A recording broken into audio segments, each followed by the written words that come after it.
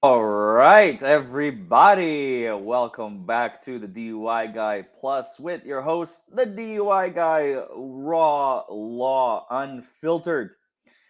Sorry, I'm a little bit late. We have been jamming over here, Zinnia and I, to the rhyme of the Ancient Mariner, a song I have not heard in such a long, long time, by none other than Iron Maiden, of course. I know a lot of you have been giving me compliments on the shirt and me wearing Iron Maiden shirts because I have like 100 of them. It's like literally the best band that has ever existed after Red Hot Chili Peppers, in my opinion. So, um, part three. Here we are. I have not neglected it, for the record.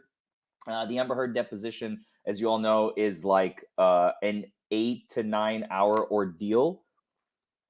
So it has been broken up into parts, not just by myself, but also Incredibly Average, who has been so incredibly gracious in providing this content for us. So shout out to you, that Brian fella, on Twitter. Brian McPherson. I've been waiting and waiting and waiting and waiting for him to release Volume 3. And I don't know. It's not happening.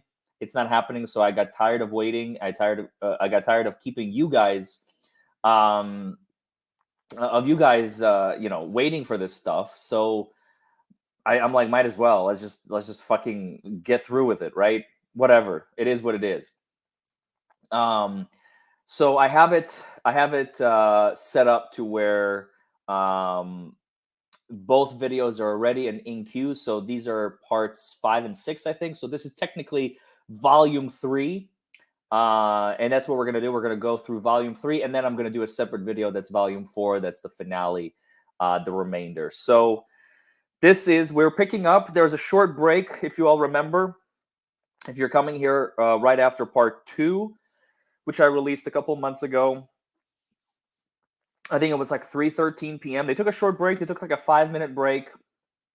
And okay, so that's what I've been hearing. That's what I've been hearing, Allison. That Incredibly Average, unfortunately, has been getting copyright strikes. So I'm like, I get it. I'm not gonna keep harping him, and I don't want to keep you guys waiting. I don't want to keep you guys waiting. I want to give you the content that you all have been asking for. So, without further ado, don't forget to like this video, comment below, subscribe to the channel if you haven't already, hit that notification bell so you get notified when I do stuff. More and more stuff is going to be coming on Amber Heard, Johnny Depp's appeal, as you all know, in the coming weeks. I do have another special project that is at this juncture a complete and utter secret for reasons that will be revealed in the next few days. So be on the lookout for that. Lots and lots of fun stuff coming. And if you don't subscribe, you might miss it. So there's your chance. So without further ado, let's get into it.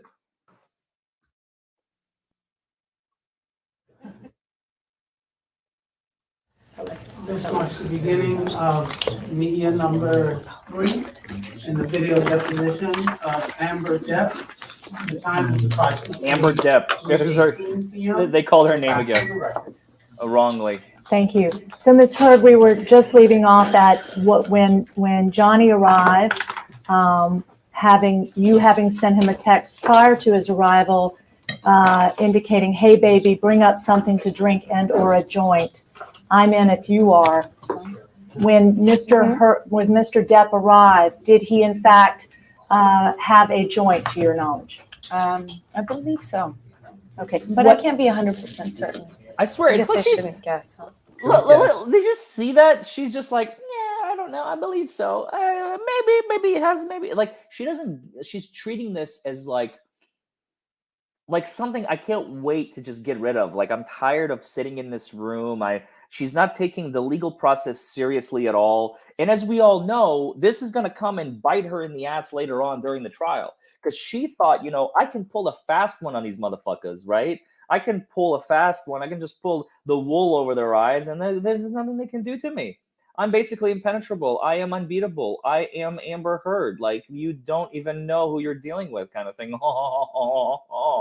And then, of course, during a deposition, it's one thing. You have lawyers on the other side asking you questions, giving you an opportunity to answer. And she thinks she's just like weaseling out of everything so cavalierly, so professionally. Like, look, I'm good at this stuff. The trial is going to be no brainer. I'm just going to win that shit with flying colors. Little does she realize that juries are comprised of people.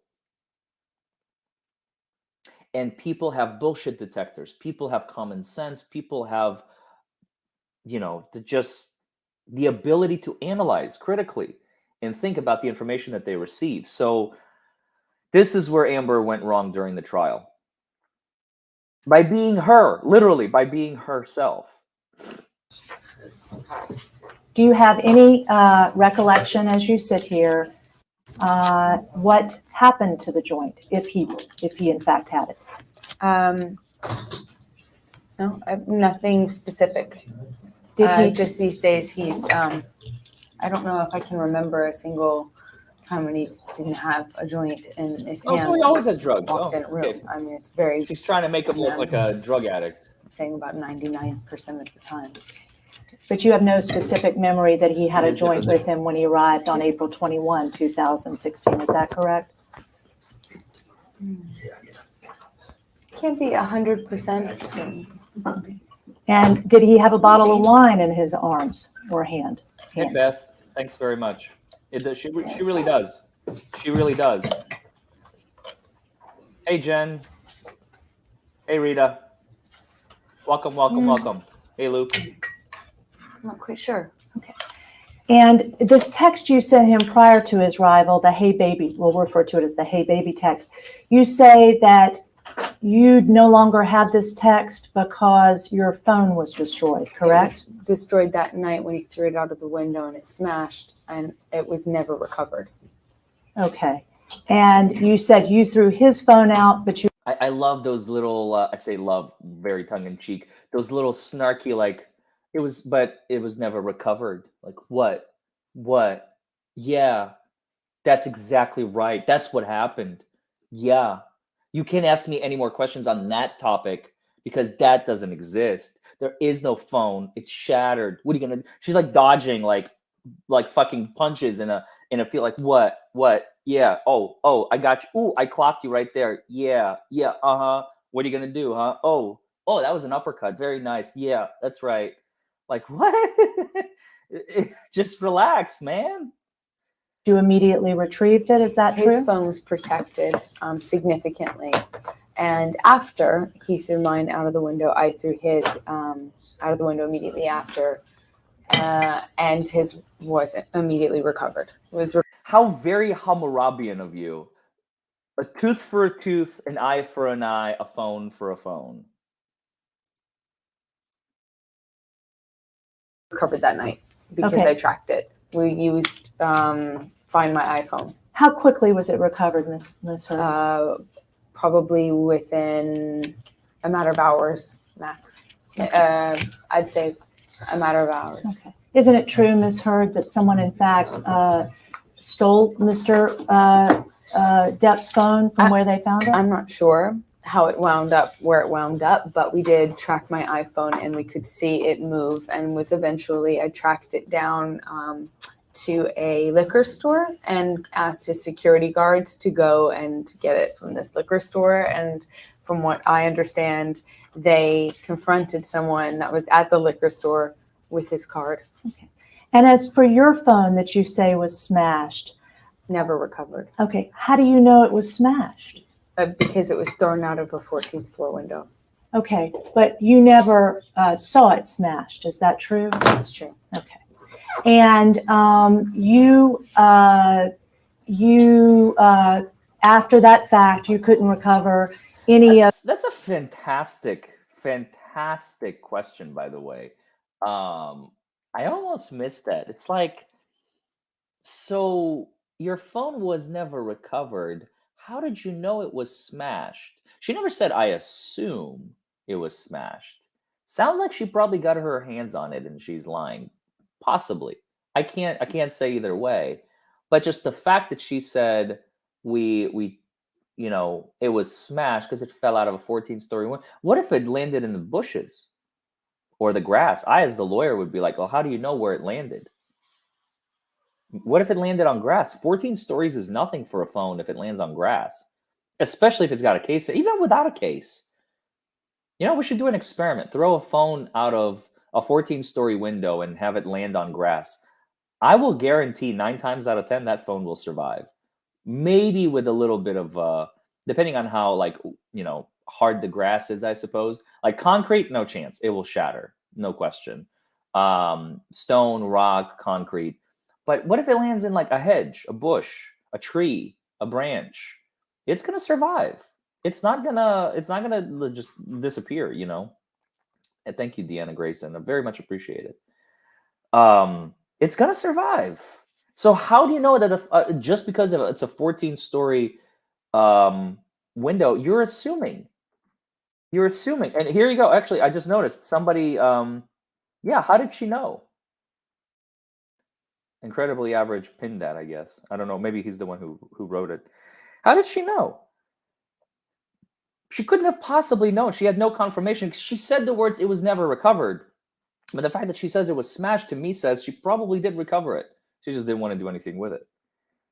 Of the text messages on your phone, correct? Exactly. Okay. Nothing that was localized to that device and Okay. had not been backed up. Okay. And that would be for any text messages from April 21 Exactly. through what date that you Right were unable to there. recover? Sorry, I didn't mean to interrupt. That's right. From April 21 prior to what date were you unable to recover text? Thanks, Beth. The date of the last Brilliant. successful backup. And what was that? I don't know. Okay. My computer, I back it up onto a computer. I sync my phone to my computer, but my computer had run out of space. And so for many months, I was They unable haven't said anything yet, hey B. do back up my phone. I had no device to which I could back it up. Not In relation to these proceedings, But I Ms. agree with Hurd, you. have you In the at previous any video. time made any attempt to determine what texts, in fact, sent or received prior to April 21 were recoverable? I am not sure I understand what you are asking. Have you made any efforts relating to these proceedings to determine prior to April 21, 2016, which of your texts sent or received on that device are recoverable? It's vague and ambiguous. She doesn't have the device. Never found it. Everything that was localized onto that device was lost. Okay. And that is text lost from April 21, any text sent or received prior to that date, correct? Wait, it assumes facts, not in evidence. It calls for speculation. And vague and ambiguous is to the word any.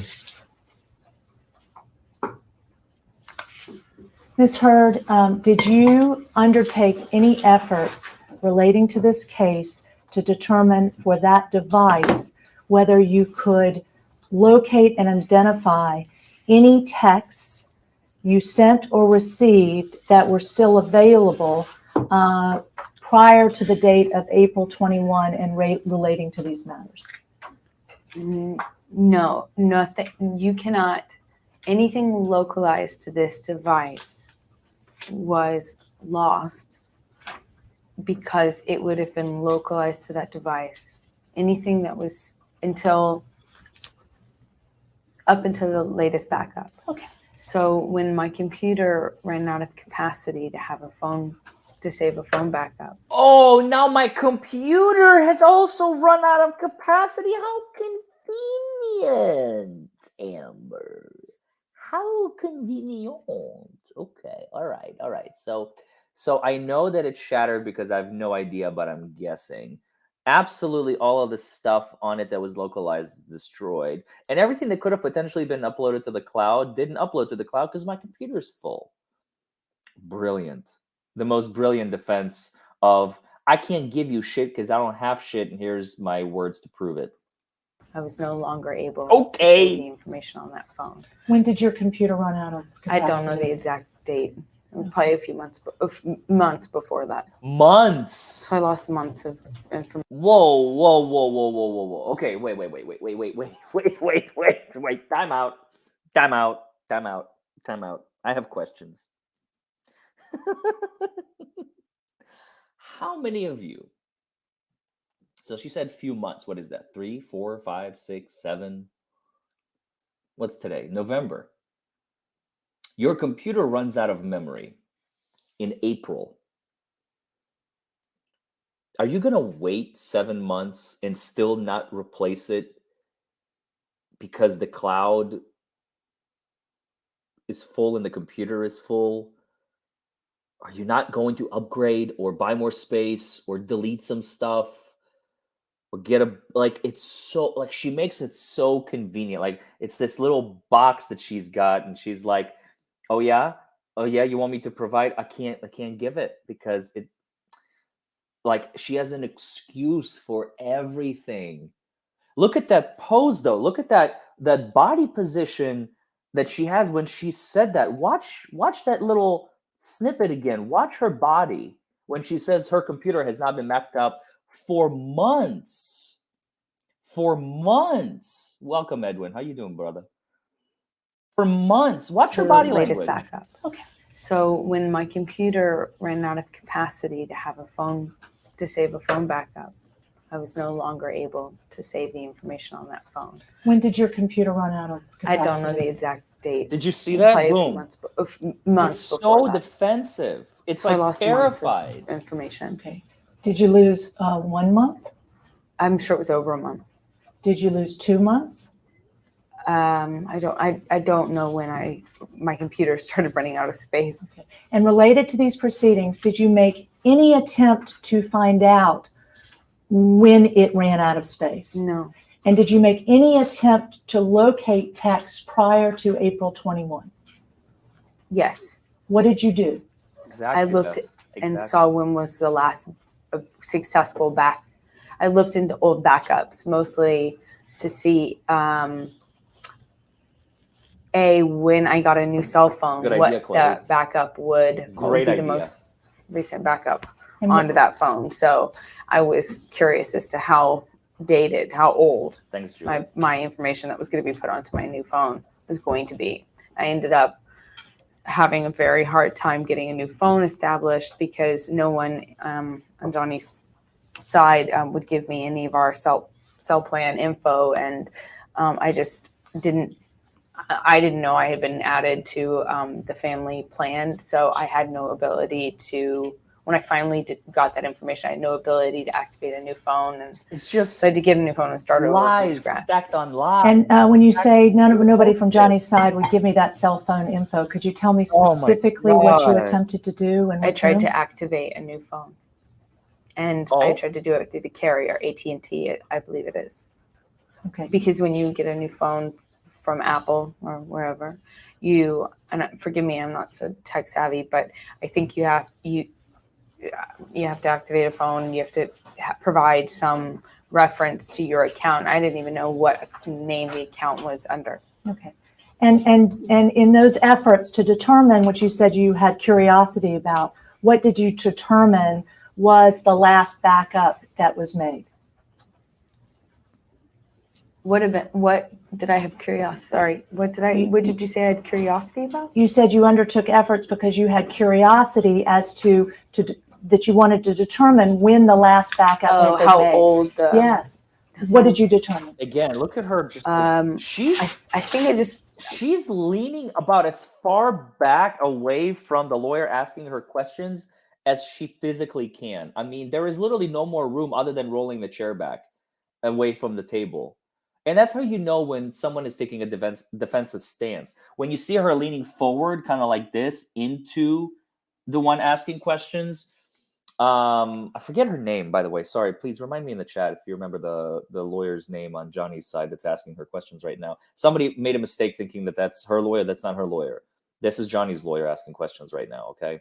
When you'll hear objections periodically, that's her lawyer objecting. Right now, it's Johnny's lawyer. But anyway, she's just like so defensive. Like she's got absolute Blair. Thank you. Excuse me, Blair. Thank you. I swear, it's just so defensive.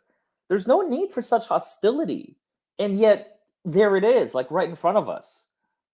I don't know. I don't get it. The questions are. I attempting to elicit information from her with respect to data that she may or may not have possessed in her possession on her phone. Well, if there is no phone to be searched, then of course the rest is history, right? It's MIA, it's missing, it's gone, it's destroyed. And she has to, because it's not true, more than likely, she has to build this offensive around it to kind of like portray a narrative that, oh, so physically phone doesn't exist, destroyed. Oh, the backup, no, we never recovered. I'm sorry, the phone itself, yeah, we never recovered it because it was destroyed. How do you know it was destroyed? Because it fell out of a 14-story window. Have you laid eyes on it? No, but I know it was destroyed. Okay, all right, so physically it is gone. So the files on it, yeah, all gone. Why? Because my computer is full. Okay, what about uploading to the cloud? Cloud full? No, doesn't exist. My uploading to the computer? No, computer's full. Like every single possible way of recovering this data, she is like making sure none of these are in existence, like dominoes. That's how you know someone's full of shit, because there is not a person on this universe that doesn't try to protect their data. Because what do you have on there? You have photos and videos from you hanging out, traveling, having fun, celebrating, all this stuff. She probably had a lot of stuff on there that she did not want the lawyers to have. That's obvious. And we know now that there was a lot of data, a lot of photos from like when she was allegedly being abused. How did those magically survive the test of time? So anything that the lawyers needed is all missing, but everything that she needed is all in existence, right? I mean, that's how you know. That's how you know that there's something extremely fucking fishy going on. She probably had access to that phone. She probably had access to the cloud. She probably had access to all that information, but she has to paint the narrative as if she did not, because that is the only way she gets out of this unscathed, or at least with minimal metaphorical bruises, right? Not physical bruises, metaphorically unscathed, because it's just such a dirty game to play when you're arguing evidence doesn't exist, because you can't destroy it later, because then you can be charged with tampering with physical evidence, which is a crime and it's a felony. Lawyers, if they're you're acting under the guidance of your lawyers have been disbarred. There was this one very, very famous case where this is a very, very beginning of Facebook. I remember one individual had posted certain things to Facebook and they were detrimental to the case. So the lawyer told the client, oh, go ahead and delete, those photos off of Facebook as quickly as possible. And it was later found out that the lawyer directed the client to delete. You can't do that. That's not only an ethical violation. I think that lawyer got disbarred, and the client was sanctioned. So you can't do that. You just can't do that. You can't destroy evidence. So it's hard to destroy something that doesn't exist, right? And she's bending over backwards in order to make sure that she has made a record that every possible avenue of recovery of this data is impossible. It's all destroyed. If the phone was on Johnny's name, she should have been able to recover the data. I don't know. Maybe, Beth. Maybe. I have no idea. This is like 6 years ago, 6.5 years ago. So I don't know. I don't remember exactly, but I think it was that I didn't have a backup that was exactly recent Carrie. enough to make it Exactly. worth putting on my cell phone. It was better to start over. And As that's what opposed she to did after. resetting. You got it right. I don't know. Deanna. Sorry, I don't know how these things really work. I'm doing the best I can to answer your questions. Okay, and did you make any efforts at any time relating to these proceedings to determine if you had text messages in April of 2016, prior to the 21st, in any way relating to these matters?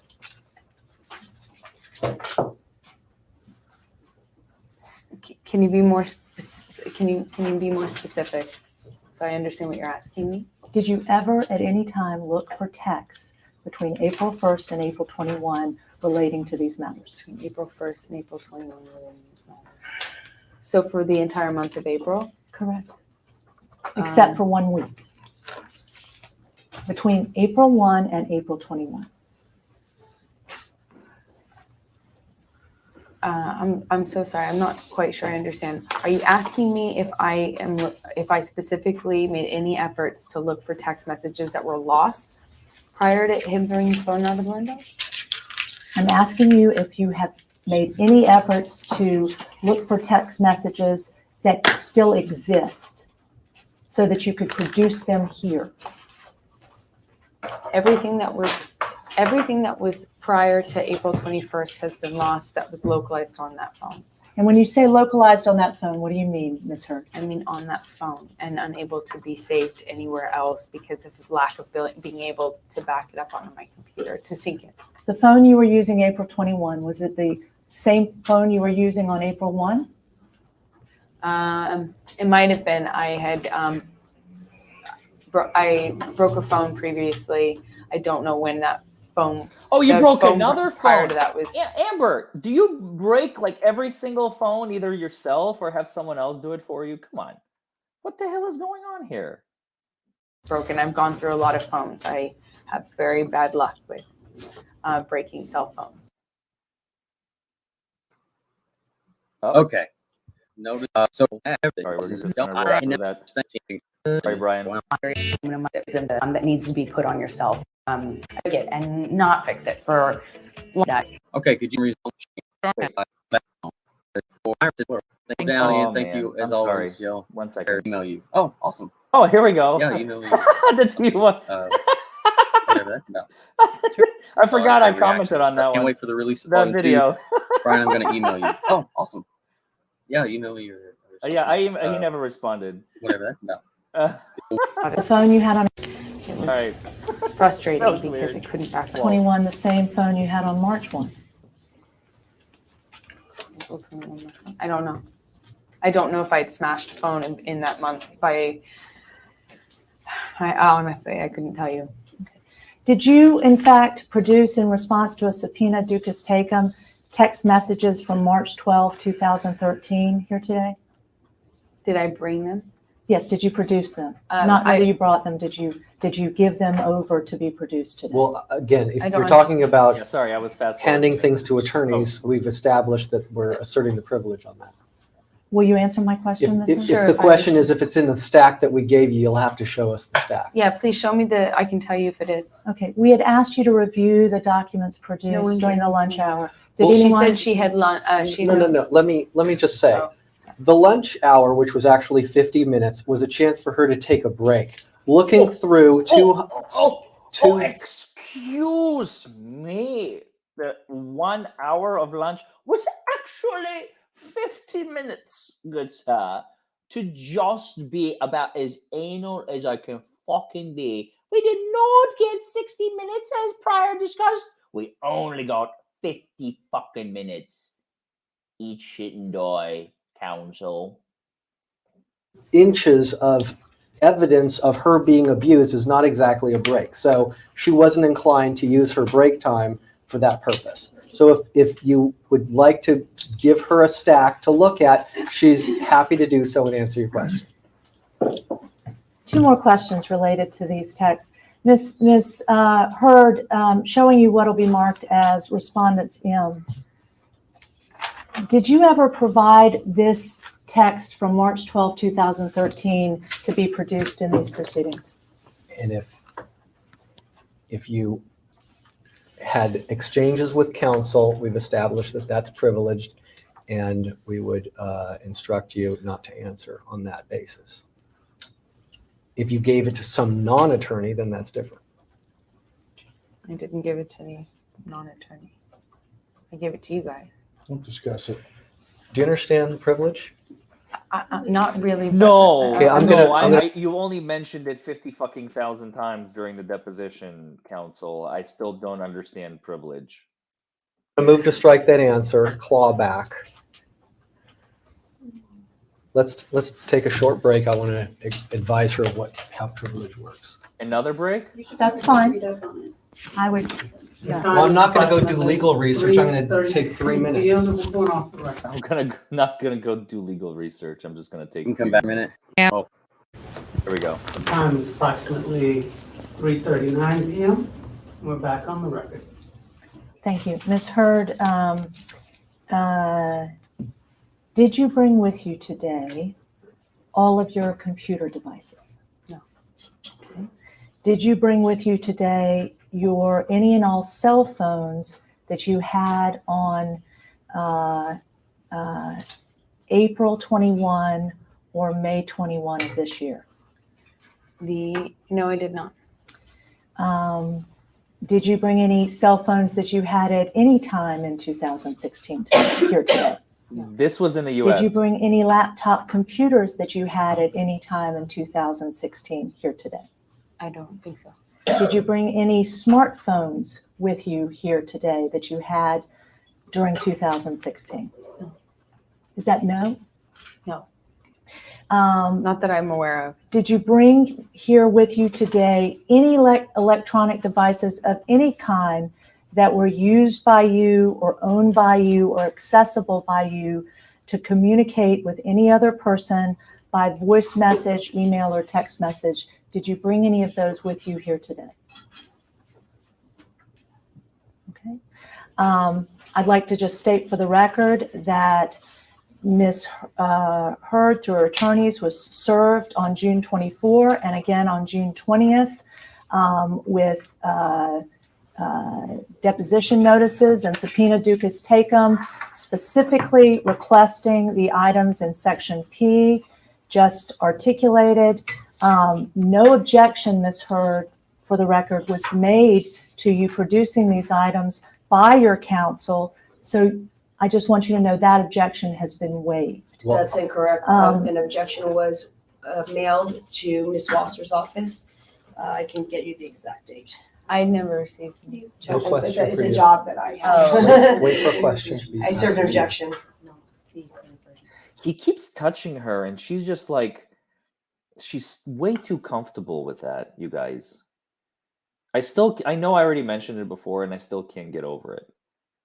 I just can't. It's like, it's the constant, like, hand on the shoulder.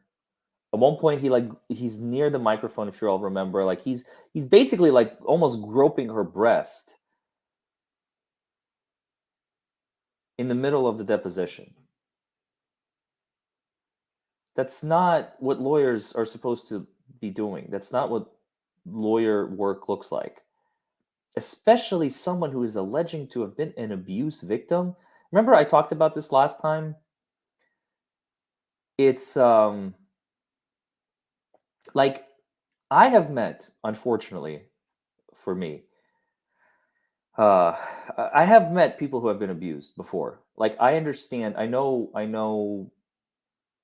what it can be like. It's terrifying to have to talk to someone who has just been beat up by a significant other, especially when it's like serious, not like a little scuffle. Those we get all the time.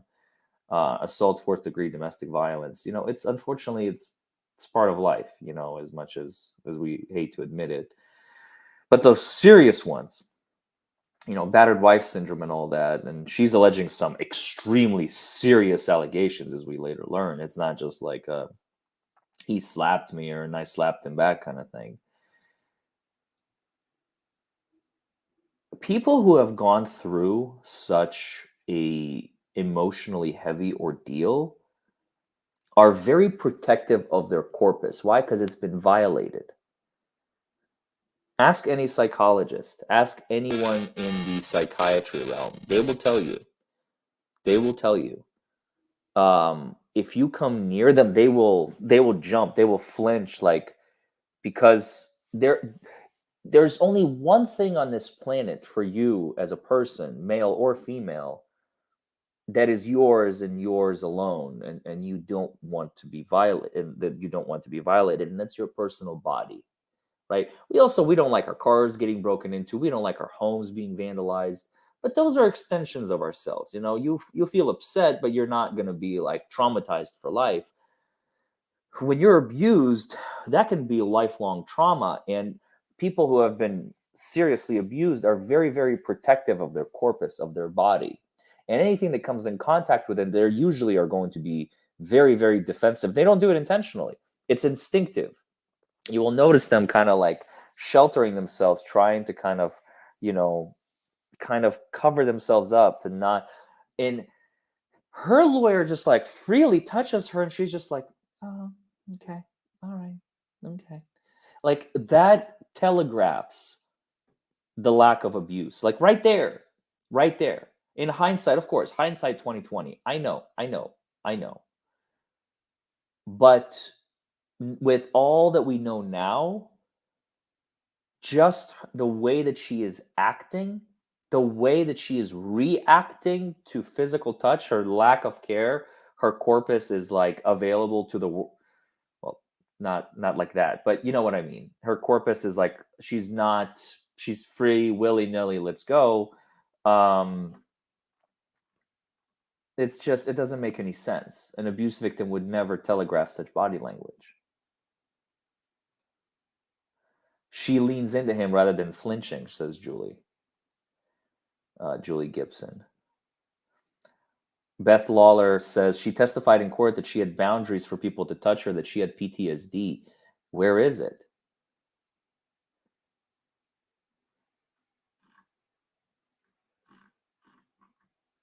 Exactly.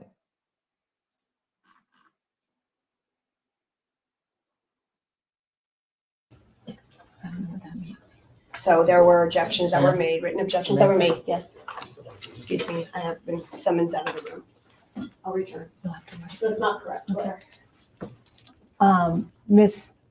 Hurd, just to make clear for the record, your counsel's position here relating to your production of these items I've identified is that anything produced in response to any deposition subpoena in this case is privileged. Are you aware of that? Wait, Nick, don't answer. Privileged.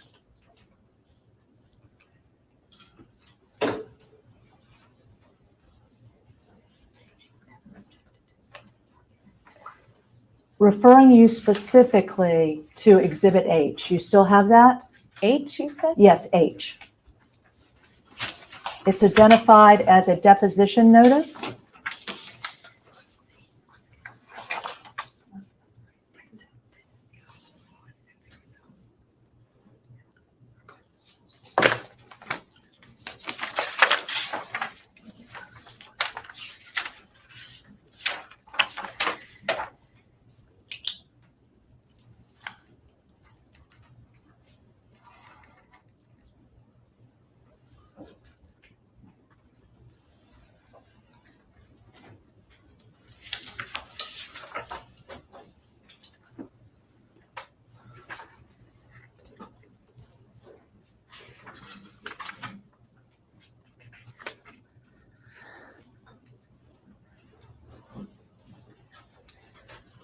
For the certain on June 24th and July 20, no objections posed by counsel, correct?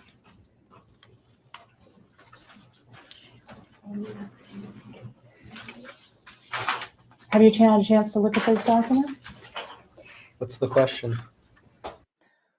Exactly, Carrie Davidson. It's literally instinctive. It becomes instinctive once someone even invades your personal space before they touch you.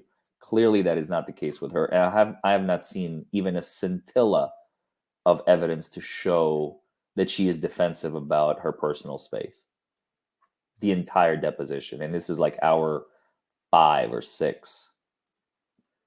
Have you had a chance to look at those documents? Which documents? Marked as Exhibit H. I have not read this yet. Okay. Do you need time to look at them? Would you like me to read it? I just want to make sure you have it and it's what I say it is so that you don't worry that there's any trick. Take your time and review the document. Okay. But to make sure of what it is, or do you want me to actually read it? Read the document. We're still on the record? We can go off the record. I don't briefly. want to go off the record. If you Okay. wanted to read it, Did you just ask if we were still on the record? I just was wondering, and he said yes. Oh my God, these little games, I swear.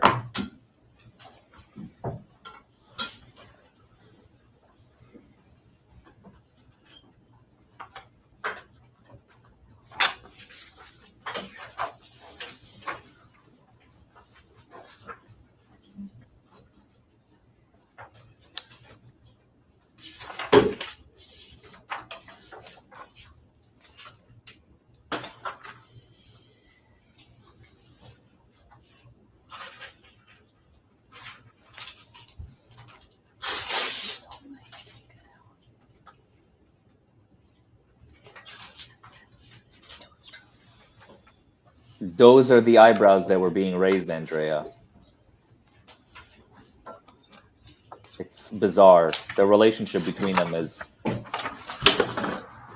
too casual. May the record reflect that Look at how close she's getting to him. Counsel. Oh my goodness.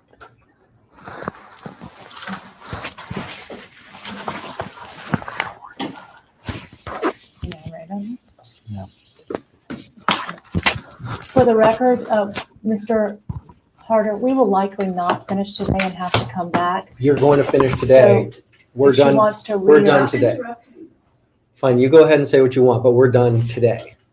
We don't get 7 hours. if You're we, getting it. So we'll see. may I finish? We will likely not be finished today, so if you'd like the opportunity to read this document at home while we're on intermission, I'd be happy to have you do that, and it can come back to that. Would you And our- like to do that? No, our response is, we're Not going to be usually. done today. I don't care if it's midnight that we finish, but you get 7 hours and it's going to be done today and no one's coming back. So we have court order. Look at how close they're sitting. Okay. Mm-hmm. This is wow. Let the record reflect that petitioner and her attorney, Mr. Harder, are whispering and conversing.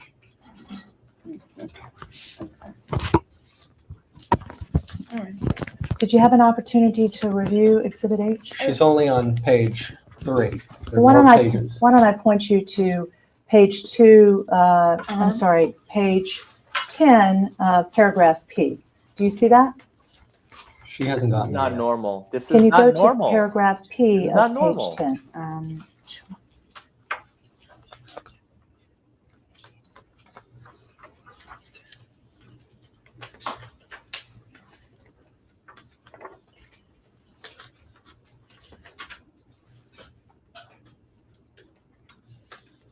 Do you see, Ms. Hurd, paragraph P? She's not there yet. She's trying to familiarize herself with the document. Well, she should have done that before she came today. Well, she's doing it now. Maybe it's a privilege. So true. Take your time with this document. Make sure you're comfortable with what this document is,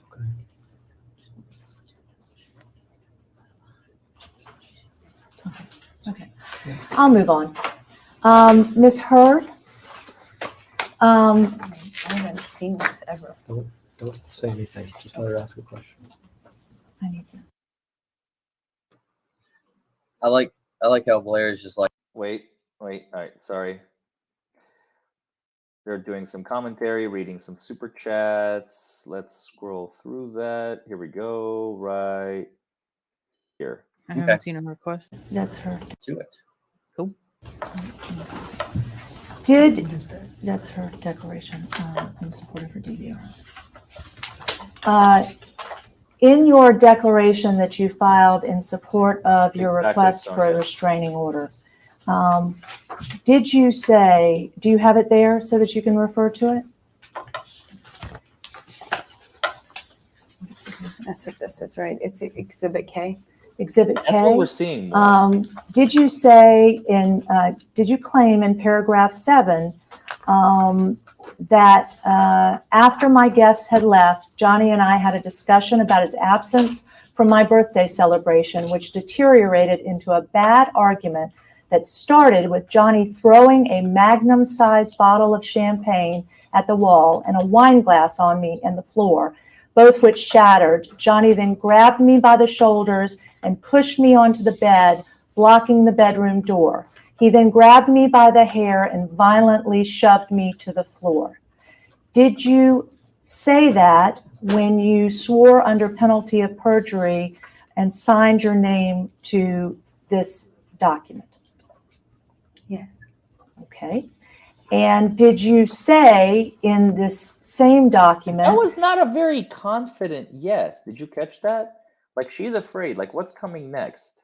There may be nothing, but she's afraid. Yes. That's not a very confident yes. Those are very, very serious accusations against another person.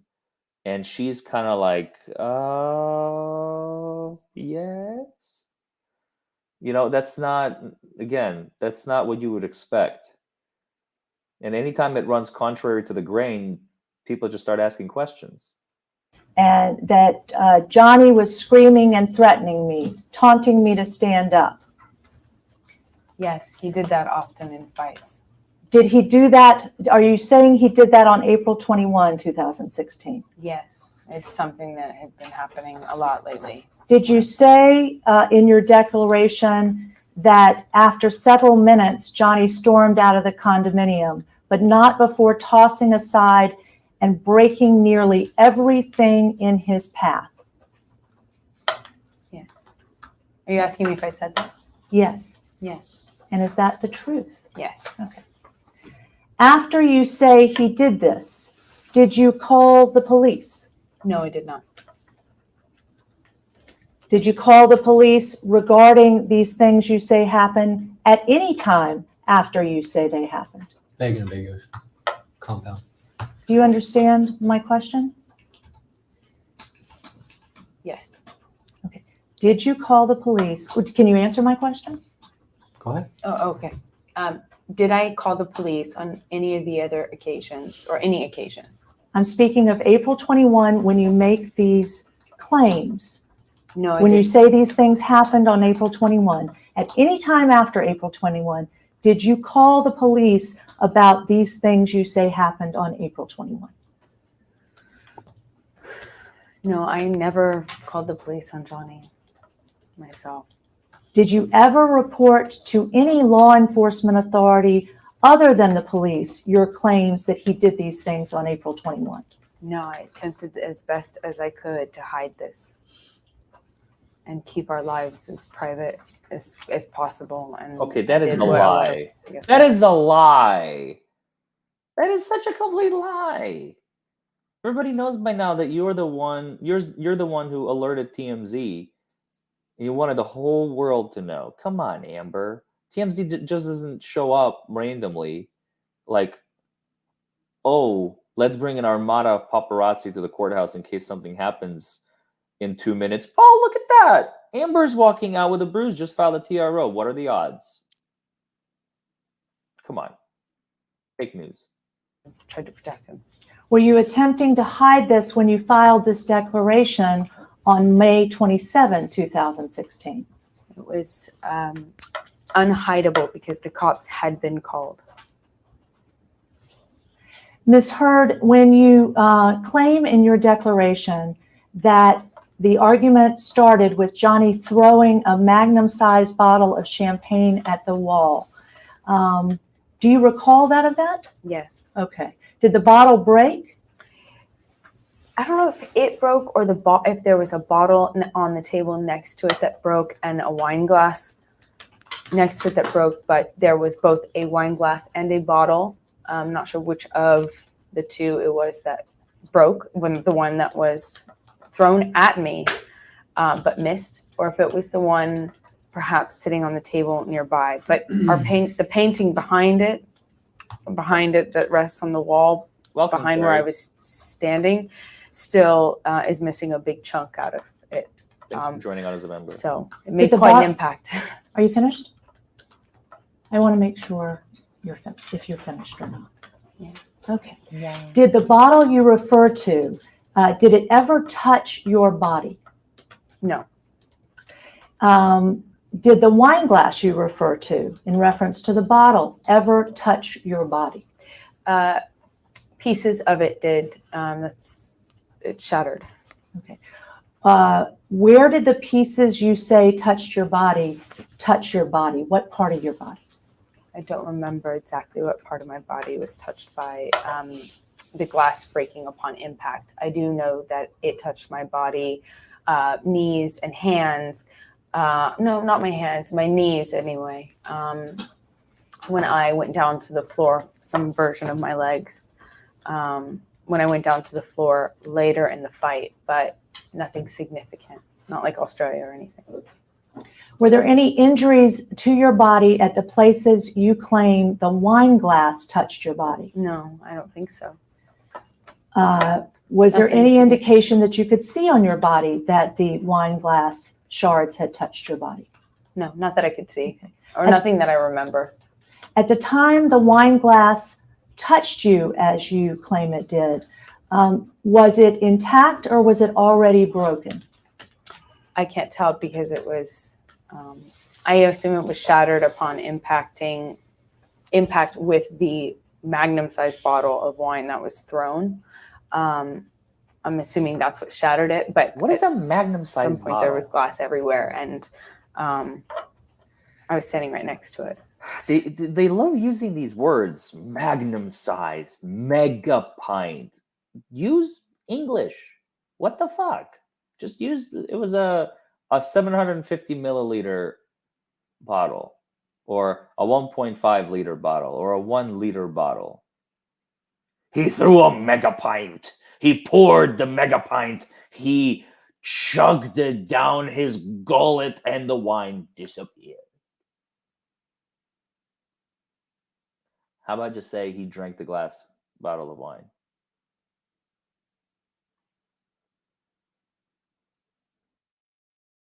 When you claim it touched your body, where specifically in the apartment were you standing? I was standing in our bedroom. Okay. And where did the bottle and glass end up in your bedroom? Around the bed. Did you take at any time after this happened any pictures of this shattered glass and shattered bottle? I'm not sure if I took pictures on this occasion. Sometimes I did, and sometimes I didn't take pictures. I think after I decided to after we got married, I kind of stopped being as,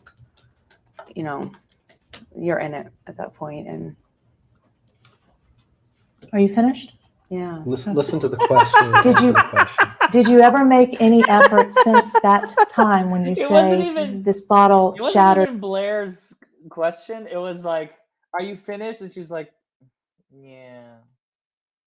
It was her response. It was like a little kitten sitting in the corner. Like, I'm sorry. That just got me.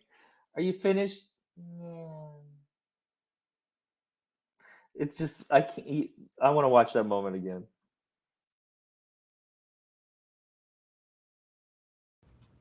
Are you finished? Yeah. Listen to the question and Did answer you- the question. Did you ever make any effort since that time when you say Mhm. this bottle shattered and this glass shattered, and you may have taken pictures, but you're not sure if you did, to locate those pictures? Not that I remember. Just to be There's clear. been so many pictures I've had to locate. I don't remember specific ones from which specific dates they were taken. Was I'm not there debris from the bottle and glass shattering on your bedroom floor?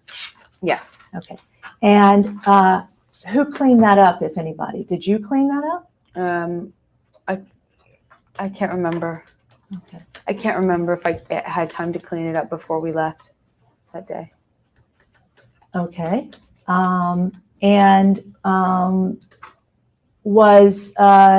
Was all of the things you say that were on your bedroom floor as a result of what's this? Okay. As a result of this incident there when Rocky or Raquel Pennington was in your bed? I imagine so, but I can't be certain. Okay. Did she help you clean it up or clean it up to your knowledge? I don't remember us cleaning up. And could you describe what you saw, what was on the floor of your bedroom as you describe it and where it was I don't from rem- this incident? I don't remember. Was there anything in addition on the floor in addition to the broken wine bottle and a broken glass? Wine.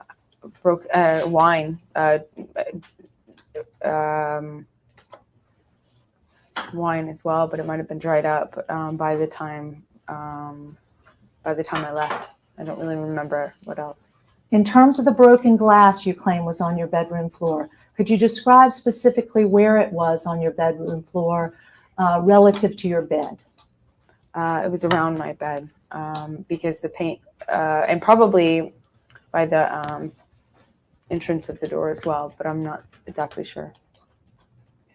There was a lot of there was a lot of fighting and a lot of movement in several different parts of our room. So when he was holding me down on the bed and I was trying to stand up, that was by the closer to the bathroom, and I know there was broken glass there.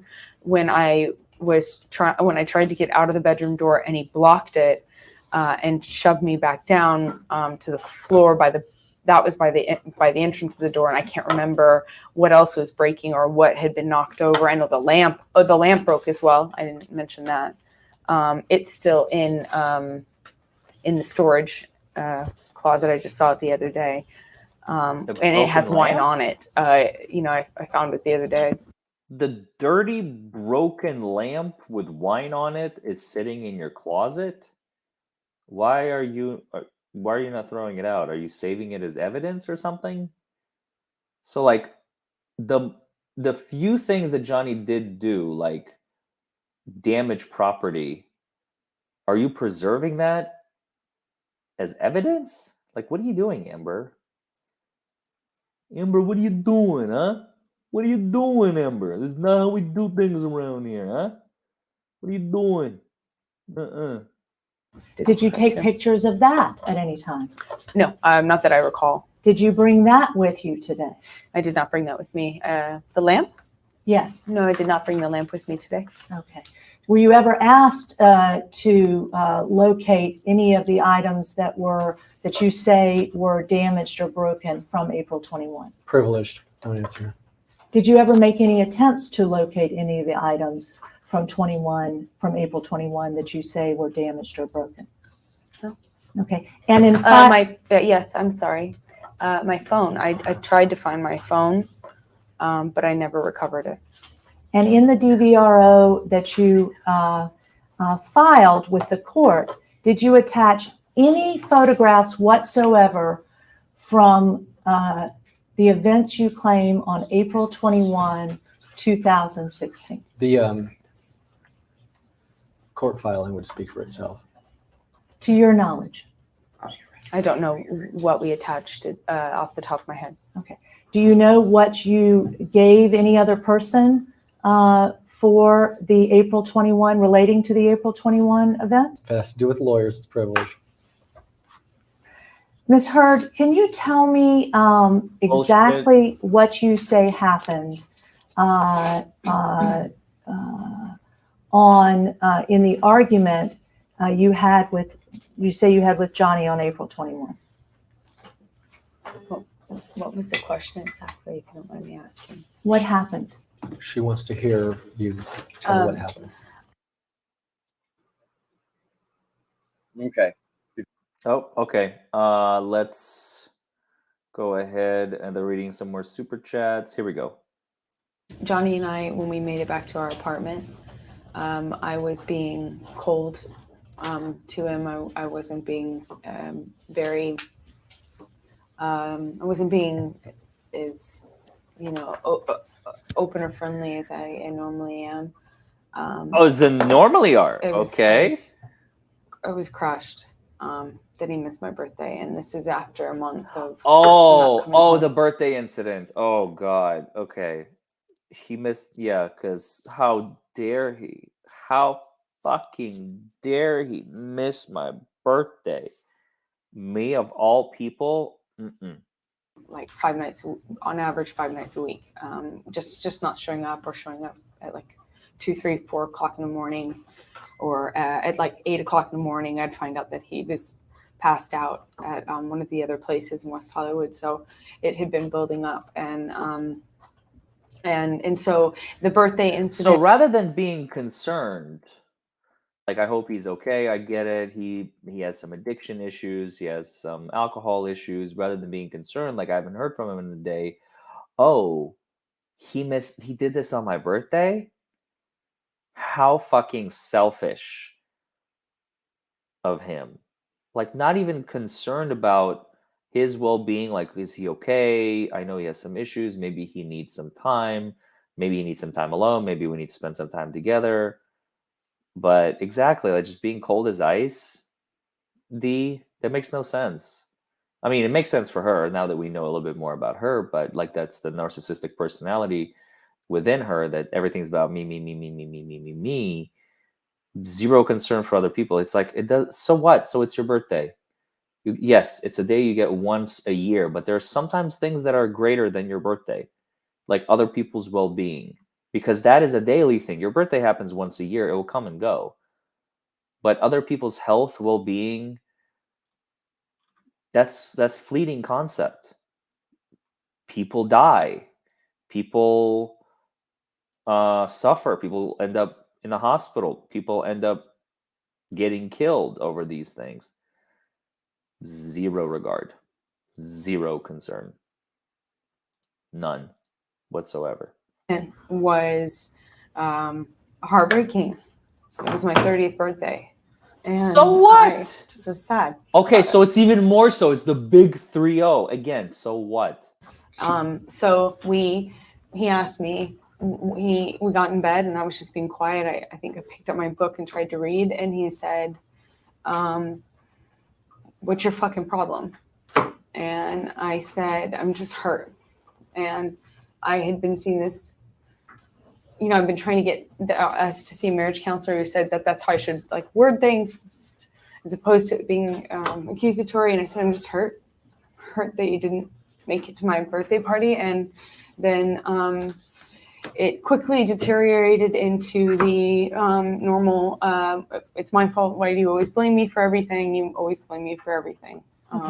And then it escalated, and I don't know what That's I awesome. said that immediately preceded it, but the first big action That's was questionable. the wine bottle that I remember being thrown at me, or maybe it was that I was trying to leave. I don't really remember which of the first. Was that while you were in the bed that the wine bottle was thrown at you? No, I was standing in the bedroom, and in front of this painting, kind of closer to the bathroom. And when I moved to leave, he shoved me at some point, shoved me down on the ground. I stood back up, and he did this taunting thing where I guess it was to challenge me to see if I was really going to leave. You think you're really going to be the one to leave? You really think you're that tough, huh? Tough guy. And then shove me down again. I stand back up. Again, you think you're so tough. And eventually I did make it out of the bedroom. And I don't know if I was walking back from where my clothes are with an overnight bag, and I have to pass through the office because of the adjoining apartments. But in my passing him, he grabs my hair at some point. We're arguing kind of in passing as I'm walking through the office, and as I make it around the edge of the desk, it's either a shove to initiate or something with my head, push or something, and it turns into him grabbing me by the back of my hair, and I said some, comment to him. I don't remember what it was, and walked into the bedroom, grabbed my toothbrush, things like that I don't keep in my closet room. And in doing that, we had more of a fight. It was pushing. I put my hands up like this once. Let the record reflect the witness is raising her hands above her head. You're interrupting her. She's being videotaped. Don't interrupt her, please. She's telling her story. Go ahead. Yeah, I don't know. I put my hands up, and he did this, pushed them down.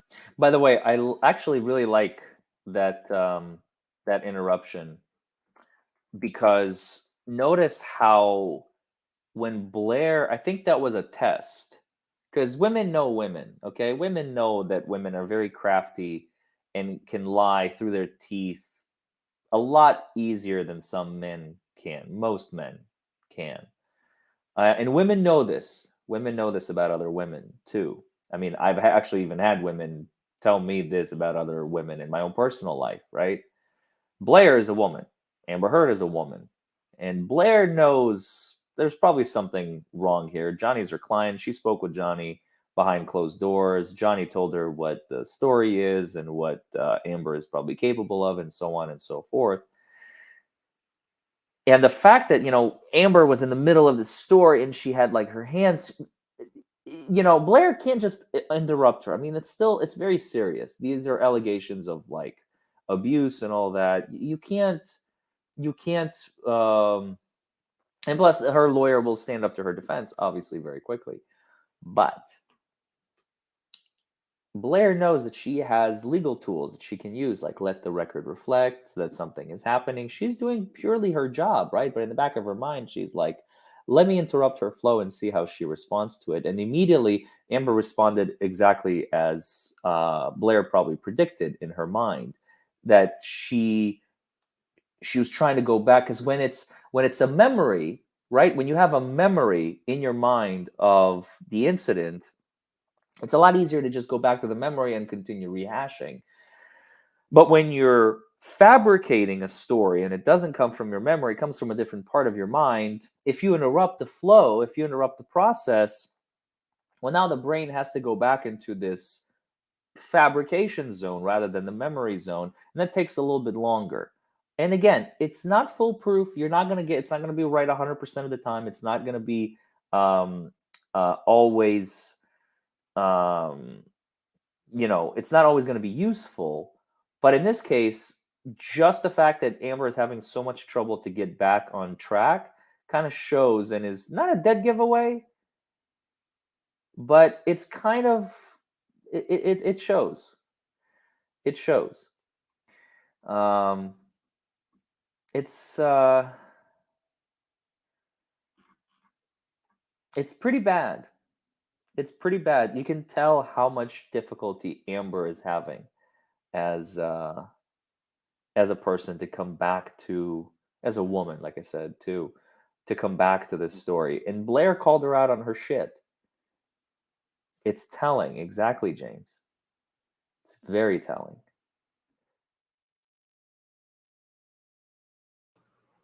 Oh, wait, are we doing some more super chats? What's going on here? We're doing more super chats. Let's skip those real quick. All right, here we go. And squared off to me, bumped his chest into mine. I kind of like fell back a little bit onto the bed. I stood back up, and wait, what pun? Tried to walk past him to the door. At some point, I end up Can I on make the an floor. external pun?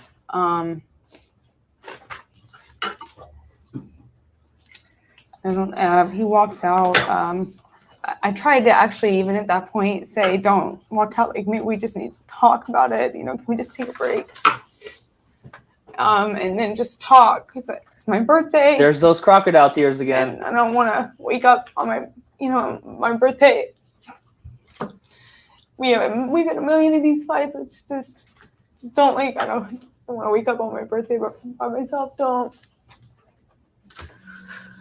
Go, please, even though it had gotten violent. This is nothing compared to so many of the other things. It actually wouldn't even be a major thing if it weren't one of the just most recent. This is not a bad thing. I mean, it wasn't bad in my head in relation to what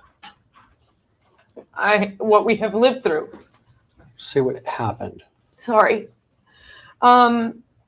It escalates. I tried to get him to stop that in that moment, and he broke a bunch of shit in the kitchen. I think he wrote on the countertop. I think that's one of the times he wrote on the countertop in Sharpie some crazy message to me. And I went upstairs. I heard it. Here's one I haven't heard about in a while. Pixie doll. Exactly.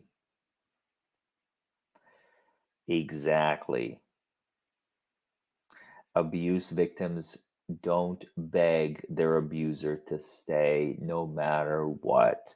If anything, we want them to leave. Pixie Doll, I did not realize that you were encompassing yourself into the group of abuse victims, unless that was an accident or if it was intentional. I'm so sorry to hear that. I hope that you were okay, and this is something in your past, not something that you're currently going through. But I was going to say you're absolutely right. When you're being abused, you don't want your abuser to stay. You want them to get out, because if they stay, they can abuse you further. I mean, that's 101.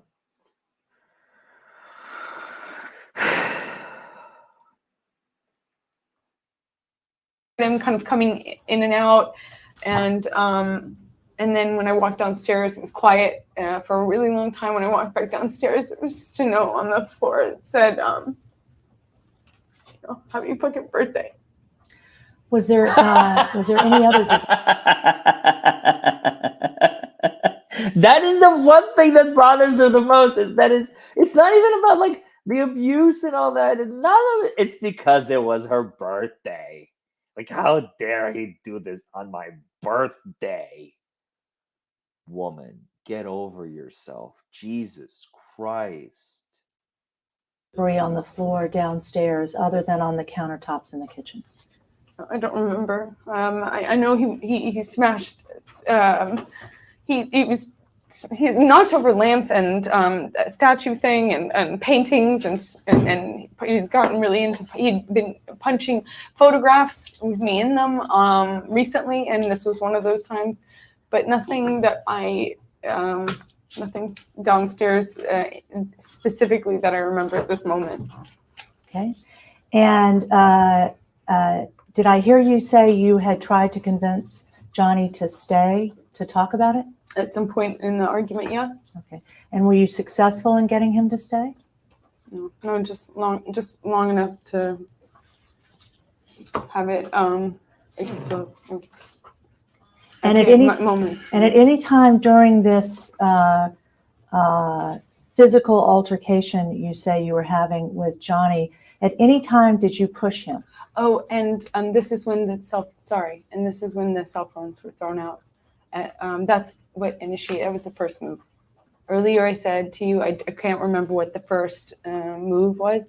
That was what it was. She can't even remember her own timeline of lives. Move. So when you say that, you mean the way the argument actually started was that Johnny threw your cell phone out and you threw his cell phone out? Yeah, but that's not how the argument started. The argument started from our discussion about him missing my birthday and being late or missing things a lot lately, and how important it was for me that he just simply show up, And it would be fair to say you were very upset about that? I was not upset. I was hurt. And you expressed that to him? Yes, I said I'm really hurt. I was trying to use language that I thought was different and not confrontational, and that he would swallow better, knowing he was not in a great state and that he was drinking a lot. Swallow better? Not confrontational, and that he would swallow better, knowing he was not in a great state and that he swallow like the emotion better, I suppose. But that's a really weird way to. Thank you. That's a really weird way to describe that. Swallow better. I guess the same thing could be said about her, right? Oh no, he didn't. Was drinking a lot, and so I was being very delicate, as you have to be when he's drinking.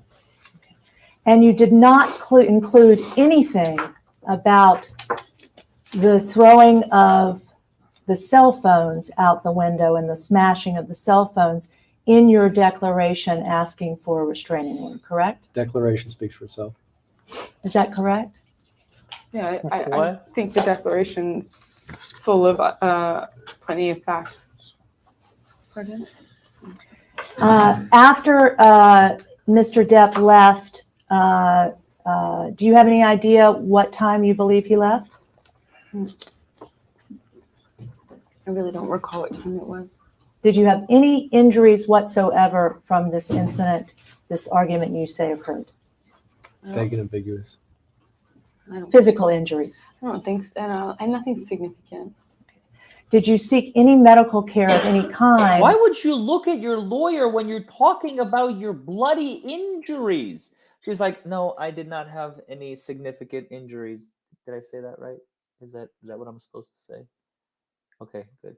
No significant, no injuries. No, yeah. Thanks. No significant injuries. Like, are you looking at your lawyer to see if he's nodding? Like, what the fuck is going on here? I don't understand. This is you. These are allegedly your experiences. Why would you need confirmation from an outside source of something that allegedly happened to you, unless it never happened and you're just trying to keep your lies straight?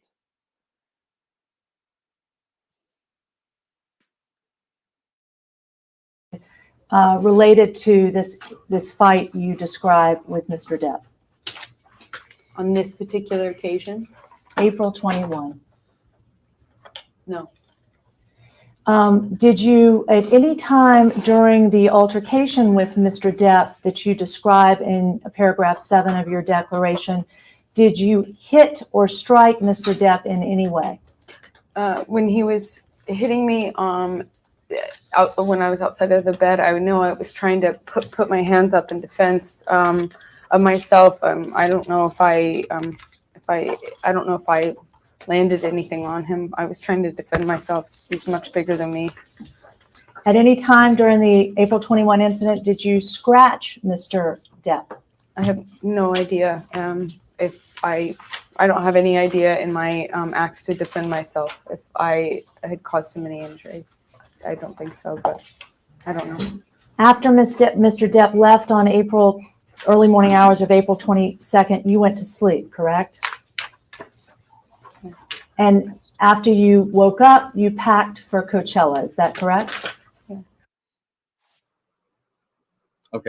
All right, let's go ahead and skip Brian's super chat reading right here. What really Yeah. happened, Right. which is Johnny's. And Coachella is a music festival you had planned to go to with your friends, correct? Yes. And those friends included Raquel Pennington, Yes. Mel Iglesias, Melanie. Melanie Iglesias, Yes. Amanda de Cadenet. No, she didn't. I respectfully disagree, Whitney? Rod, but that's a good, Yes. interesting That's point. your sister. Io It's Tillett not Wright. normal. That's not usual. Anyone else? That's not how it normally happens. Savannah McMillan. It's very Savannah suspect. McMillan. Anyone else? That's why I'm pointing that out. A friend named Rami Sarabi met us there, or he was already there and met us there. But he, yeah. And you had a driver, someone who worked for Johnny?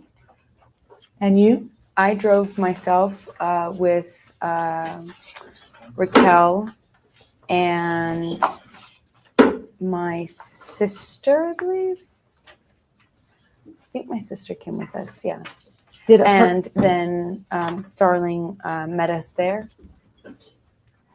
Starling drove from your Broadway apartment to Coachella and met you there? I don't know where he left from, but he did meet us there. Did he have any luggage that you had provided to him?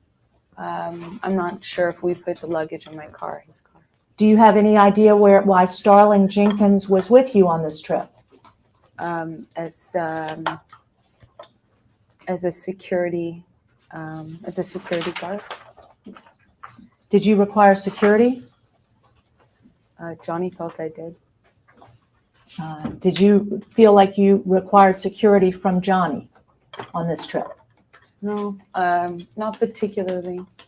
Did you ever make any attempt to ask Johnny to actually come to Coachella during the time you were away? I didn't have a cell phone. I did use my iPad for texting, but I tried to kind of put it down. I was in a very bad headspace. It was really sad. Was that yes, you did, or no, you didn't try to get Johnny to come to Coachella when you were there from April 22nd to whenever you returned to Los Angeles? We did not have direct communication, no. Did you have indirect communication encouraging him to come? I don't know if my sister encouraged him to come. My sister was in communication with him, and I do not know the nature of their text messages. I know it was encouraging for communication. I don't know if she said, I don't know what she said to him. Did you share during the trip or prior with your sister Whitney anything about the incident that occurred on April 21 or April 22 with Johnny? I can't recall to what detail I told her. We fought. She knew we fought. Everybody knew we were fighting, but I don't know to what extent I spoke about it. Did you ever make any efforts to tell your sister to rescind the invitation to Johnny? Not that I recall. Okay. Did you, during your trip, you left your Broadway residence on April 22? When did you return to Los Angeles? How many days later? I believe the following Monday. I believe. So you were gone a little over a week? No, I'm sorry. We were just gone for the weekend. Okay. So I believe the 22nd was Saturday. If anyone has a calendar, it might be helpful. I don't have one. And by the way, some people in the chat pointing out a very, very interesting observation is that literally the day after her alleged very serious, abuse, she is out and about doing her thing, or just like it never happened, right? Again, it's like it never happened. You all may remember this this image. And God, I cannot even look at it. It's so painful for me to remember what was done to Rihanna, especially with the most recent, Johnny appearing on her show yesterday. This was the image on the left is the day after Rihanna was abused by Chris Brown in the car. This is what she looked like. Look, that is absolutely fucking horrifying. Horrifying. And Amber on the right is also one day after her alleged abuse appearing on a talk show. This is not the Coachella incident, but this is a pattern. This is a pattern of behavior that Amber has portrayed. What I mean by that is the day after her alleged abuse, she shows up in public and she's got absolutely nothing. No marks, nothing. It's just unprecedented. Never has the United States seen a case like this. She has literally taken the Me Too movement. I kept saying that before, and I'll say it again. She just took the movement and drug it through the mud, used it for her own purposes. Got some extra dollars on Aquaman, got some publicity. Her name was brought out there. It's just so disgusting. And I am so happy, by the way, that Rihanna recognized this. As somebody said on Twitter, real knows real. Real knows real. She knows what it's like to be abused. She knows what it's like. And when she saw either bits of the trial or the lack of evidence of photographic proof of abuse, she realized that Amber is lying, and that's why she invited Johnny on her show. That's why she invited Johnny, because she wanted the world to know that she supports victims of abuse, and Johnny is a victim of abuse. Johnny is a victim of abuse by Amber. And victims want to support other victims. So, very nice. If April 22nd was Friday. So then we would have come back, I think, on Monday. Okay. So that would be April 25, 2016? Yes, I did, Jade. Him and Laura B. It was amazing. Yeah, Incredible. I'm so happy for them. Showing you the 24th or 25th, I think. showing you what will be marked as Exhibit N. Is this a picture of you while you were on your trip with your friends in Coachella?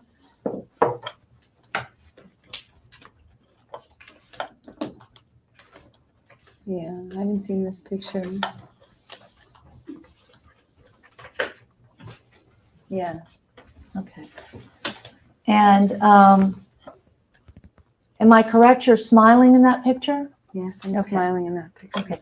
During the time you were away in Coachella on your trip, did you use at any time any illegal drugs?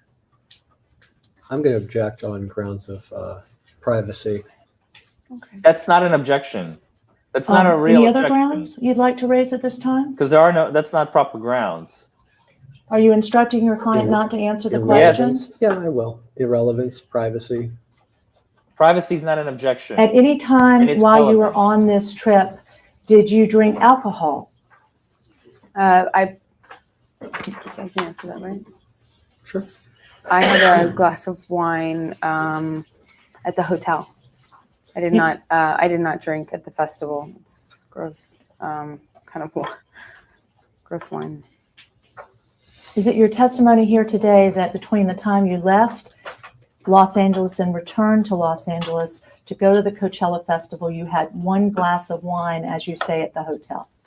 Oh, I'm sorry. I don't know how many glasses of wine I had at the hotel. I don't want to commit to one number. I don't really remember how many. Ms. Hurd, at any time while you were in Coachella, did you ever throw up or regurgitate in a parking lot? No, I did not. Did you ever regurgitate or throw up at any other location? No. I'm gonna object. I mean, it's irrelevant and it's privacy, and I just don't see the point. Showing you what will be marked as a respondents, N. No, M. M as in Mary was, no? Okay. Okay. Okay, so it's O? Okay. So showing you what will be marked as respondents O. Do you recognize who's in that picture? Take your time.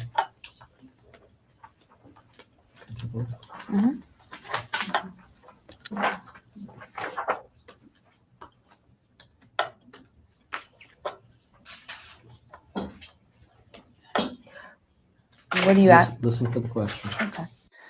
Let me just take this moment to say, don't forget to like this video, comment below, and subscribe to the channel. I am so close, you guys. With your help, we can get to 250,000, maybe by the end of the week. I'm not putting money on it, but we are so close. We are so close to that 250,000 subscriber mark.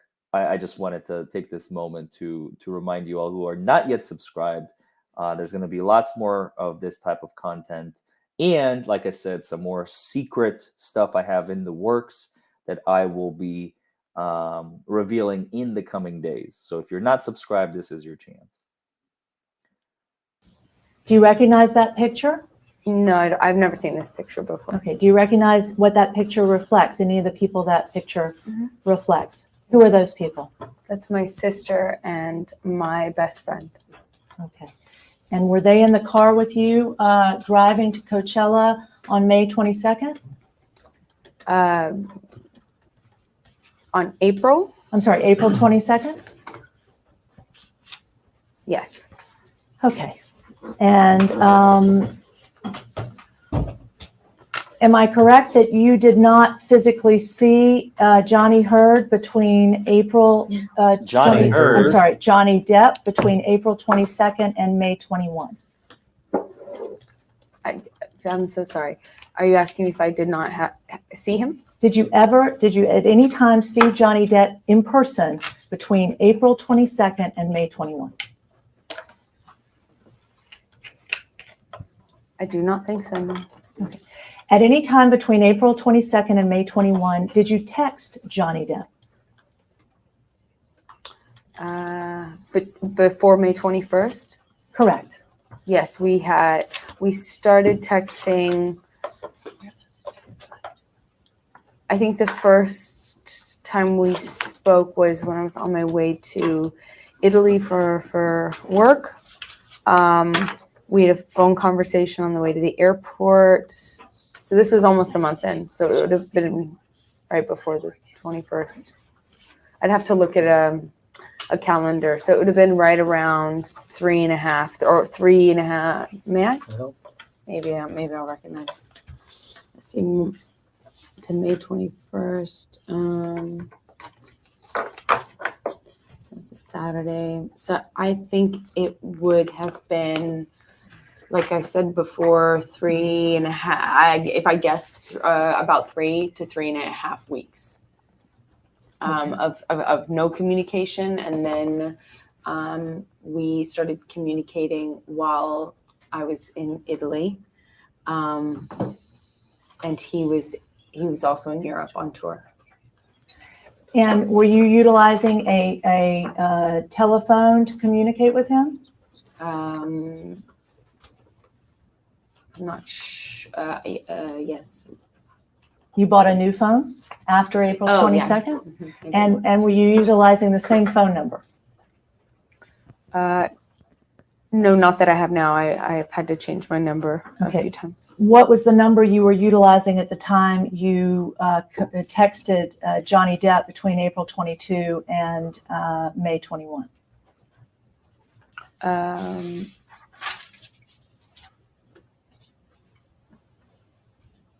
We started communicating on my old, it would have been my old phone number that I had for a long time. I would add the same number still. I think it would be the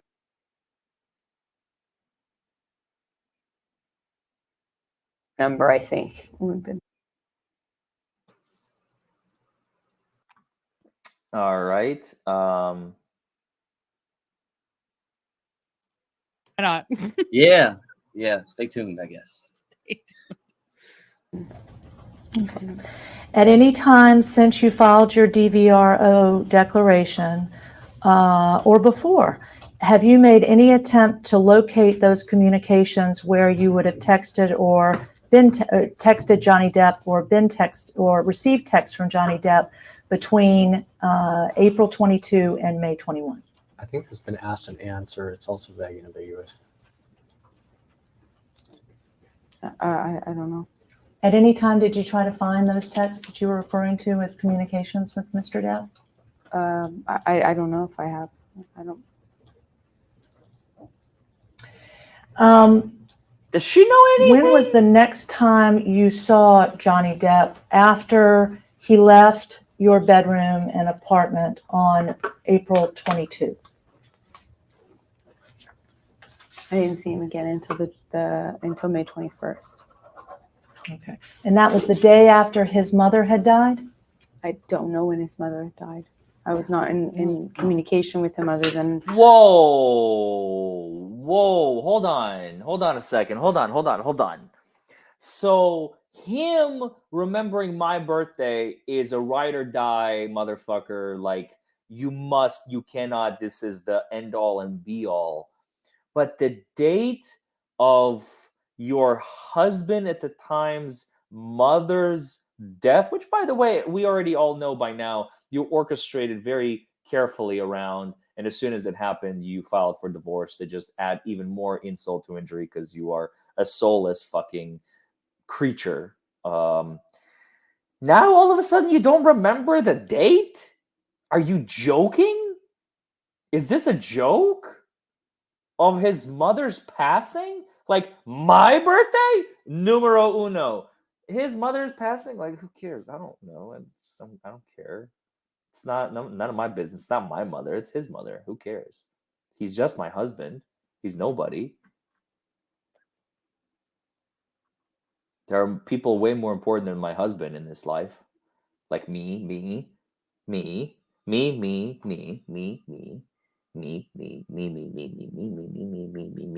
then maybe Johnny. Was it number 21 on the list? It's unbelievable. Welcome, Matrix, as a member. Thanks for joining. This is ridiculous. A few text messages prior where he was asking me Indiana, to welcome. be there. Thanks for joining. And I was saying, I'm here, let me know what the progress is. But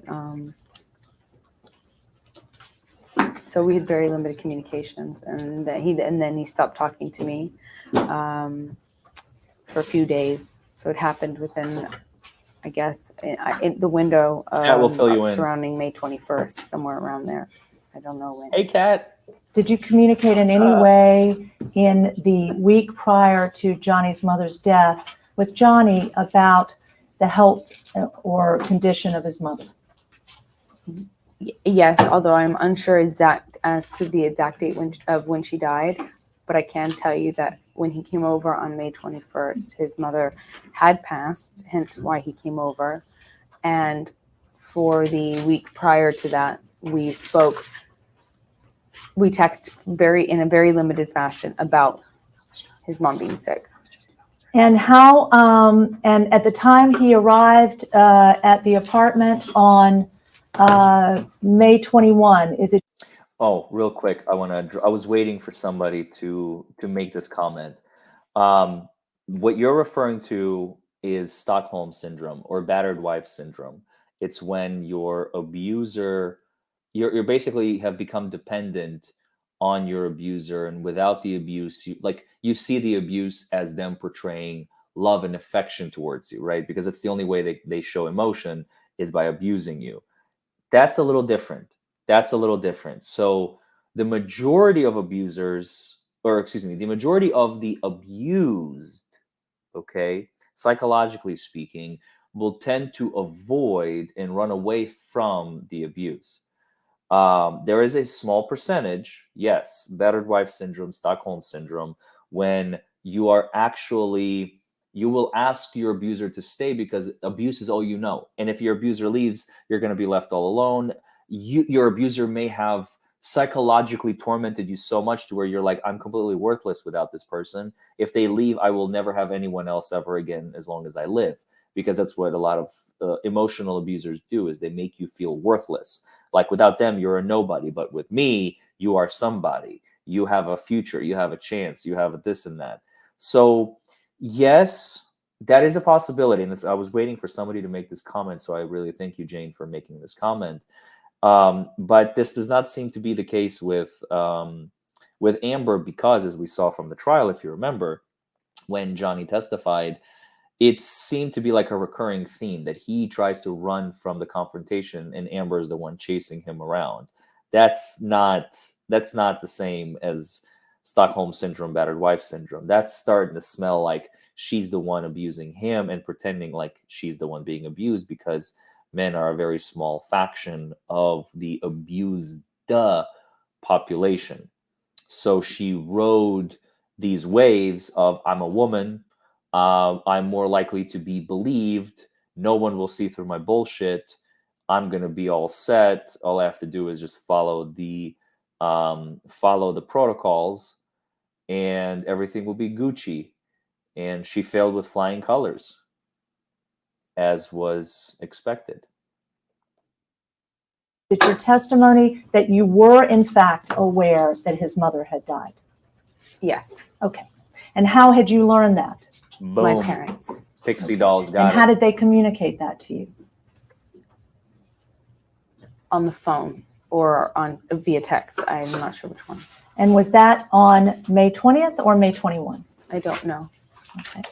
And when you filed your declaration in this case, and you described what happened, did you say that at the time, referring to May 21, at the time of Johnny's arrival, my friend Elizabeth Mars was present, along with my friend Raquel Rose Pennington and her fiance Joshua Drew, who live in the adjacent apartment? Send the declaration. Mm-hmm. What's the page and line number? Ms. Hurd, would you like me to provide you the page and line number? I'm happy to. Please. You should follow. Yes, page 2 of your declaration, paragraph 9, line 17 begins the paragraph. If you read it and then listen for the question.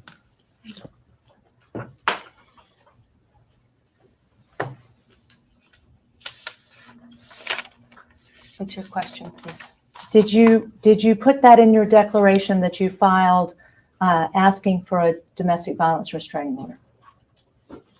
Yes, it is in my declaration. Did you put in your declaration, paragraph 10, that when Johnny arrived at first, we were having a peaceful conversation in our living room talking about his mother's passing? Yes. Did you put in your declaration that I tried to comfort him while we sat on the couch? Yes. Did you put in your declaration that Johnny, he began obsessing about something that was untrue? Yes.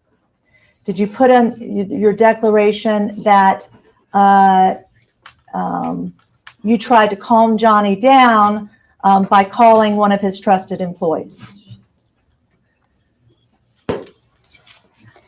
I first said that he became obsessing about this thing that was untrue, and his demeanor changed dramatically, and he became very angry.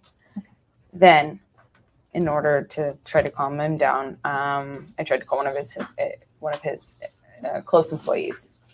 Did you put the words I described in the declaration you filed? What do you mean by that? Did you give the words to somebody that are in this document that was? What's with the eye flutter? Did you all see that when she asked what do you mean by that? I'm sorry. I just want to look at this again. Look at this real quick. Did you put the words I described in the declaration you filed? What do you mean by that? Did you give? It's like a little, I don't know. It's just odd. Give the words to somebody that are in this document that was filed with the court. Privilege. Objection. Privilege. Don't answer. We still have Are a lot these to go words through, that by the you- way. It's not going to be over with this video. There's a whole lot more. There's another video we're going to go through. I'm doing 2 videos today. This is just the first one. So we're almost 50% done with today. These are long ones. These are like 3-hour, 3.5-hour long streams usually. I think one of them was even almost 4 hours. So stick around. You don't want to miss this. Welcome Blue 1968 to the channel. See in the declaration before you? Are those words? The words I've Words to me. described. It's vague and ambiguous. It's unintelligible. The document speaks for itself. You're reading from it. Mr. Hurd, I'm asking you to That's the questions confirm about it. She's if you asking say in about your it. declaration that these things are true, I am asking you if those things are in fact stated in your declaration. The declaration speaks for itself. Those words are all in front of me. Thank you. Are you aware that Elizabeth Mars has testified under oath that she was not there at the time of Johnny's arrival? Calls for speculation. She's And in the. if, Oh, sorry. if you learn anything from counsel, you can't answer. If you learned it from some other fashion, then you can. But Elizabeth was there. She was just in the connecting apartment. She was in what Elizabeth probably meant and probably did not clarify. Just is that say- she was in the apartment that connects. Is it They're all telling her what to connecting. Tell say? her. I'm trying to. So you- She was in the connecting apartment. All the apartments connect, and normally those doors are left open. And we call it the compound, and it's treated as one big space. That's why we have keys to one another's apartments, and they all connect. And Elizabeth Mars and Josh and Rocky were all there. By there, they were in their respective places, not on my lap or on the couch or in the room next door to us. They were there. We've been going an hour and 10 minutes. Can we So please take when a you- break? It's been an hour and 10 minutes. Sure. Okay. We're going to take, what, 5 to 10? Can we ask Bill off the Okay. record? The time was approximately 4:20. Let's get to the next video. So they're going to take a 10-minute break. They take a 10-minute break. That's the end of that particular video. And now we go to this part right here. That's the next video. Let's go. This is them coming back after the break. Bye, Haby. Thanks for joining us. The time is approximately 4:39. This will be up on my channel later. Ms. Hurd, you claimed in your declaration that when Johnny arrived, your friend Elizabeth was there, correct? Was present, you said. Okay. Do you Yes, remember where you were when Johnny arrived? On May 21st? Correct. Yes, I was in the living room. Is that the living room of Penthouse 3? Yes, living room of Penthouse 3. When Johnny arrived, did he come in the door of Penthouse 3? Yes. And isn't it correct, Ms. Hurt, that Elizabeth Mars was in fact not with you in Penthouse 3 at that time? She was present. She was just not in the room. Okay. Was she in Penthouse 3 at that time? I'm not quite sure because all the penthouses connect. Isn't it true, Ms. Hurd, that at the time Johnny's arrival, you could not see Elizabeth Mars at all? True. Okay. Isn't it true at the time Johnny arrived, you could not see your friend Raquel Pennington at all? True. Isn't it true, Ms. Hurd, that at the time Johnny arrived, you could not see your Raquel's fiance, Josh Drew, at all? True. Who owns the apartment in which you refer as an adjacent apartment where Raquel and Joshua live? My ex-husband, Johnny. He lives in that apartment? Oh, I thought you asked me who owned it. Okay, who owns that apartment? My ex, Johnny Depp. Okay, and at the time on May 21, 2016, were Raquel Pennington and Joshua Drew living in the apartment that Johnny owns? Yes, they were. Okay. Were they paying any rent? Not that I know of. How long had they lived there? I'm not sure.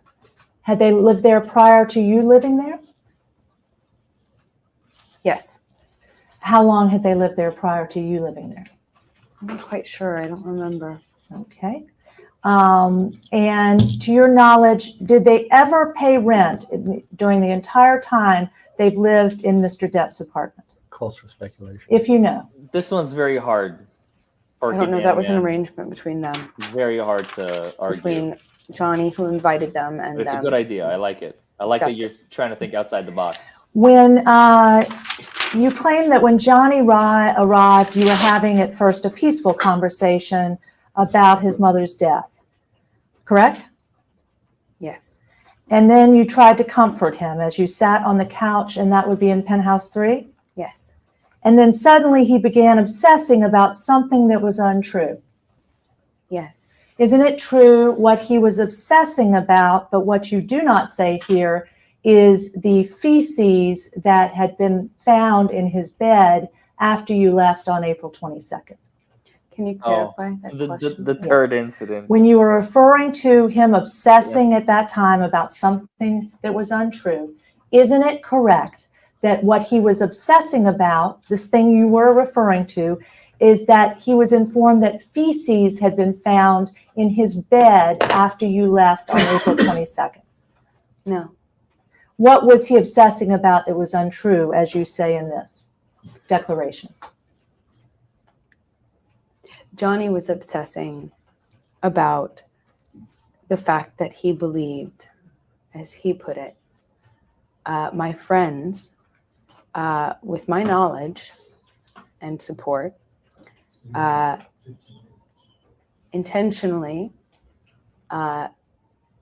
left that feces in the bed that I sleep in when we fight, and in the apartment where I stay under these circumstances, the bed that would have been cleaned immediately after and long before he would have ever returned.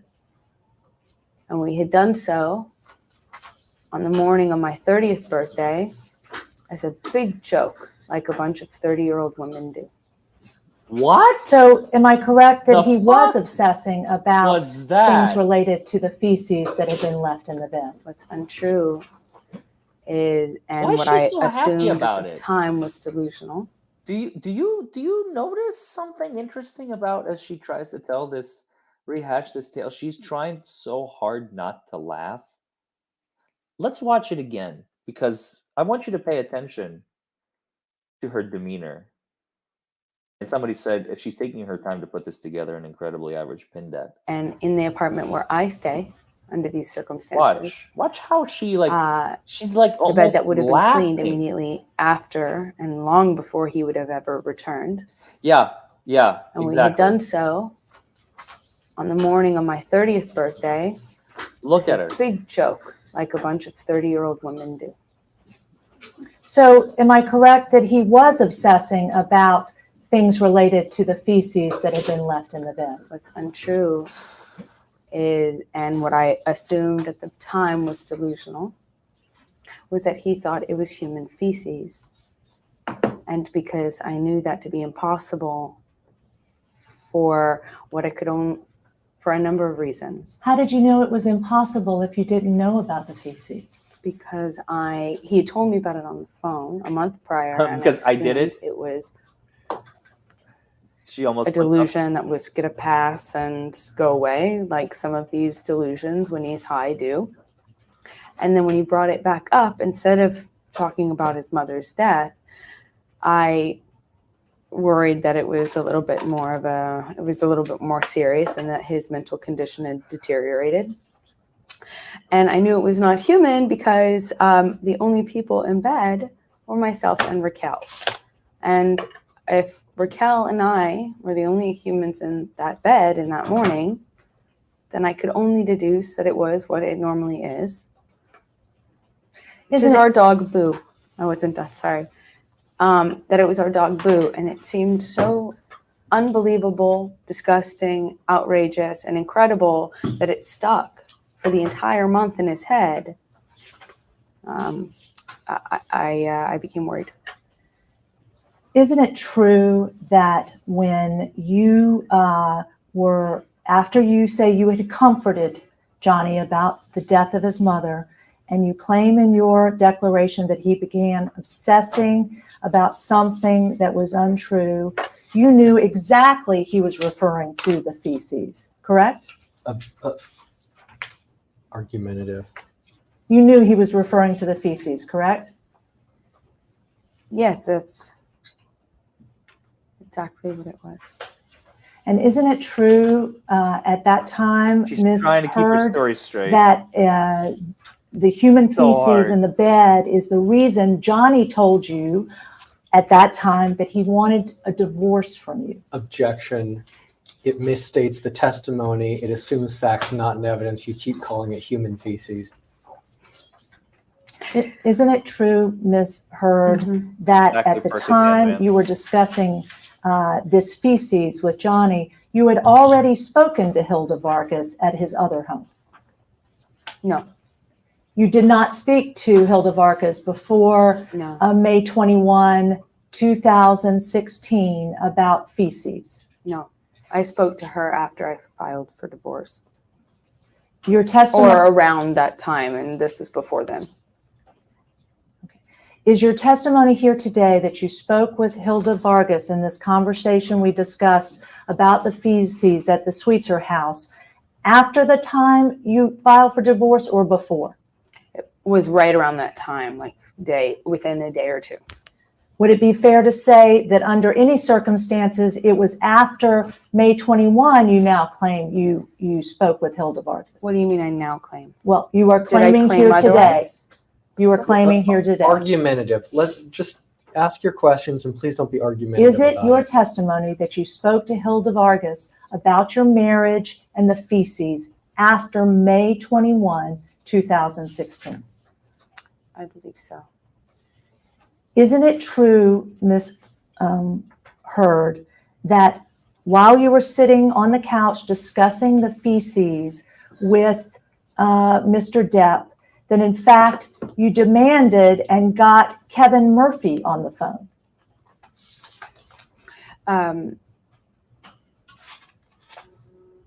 Are you asking me if it's true if I demanded? No. Did you speak to Kevin Murphy in and around your conversation with Johnny Depp on the couch at that time?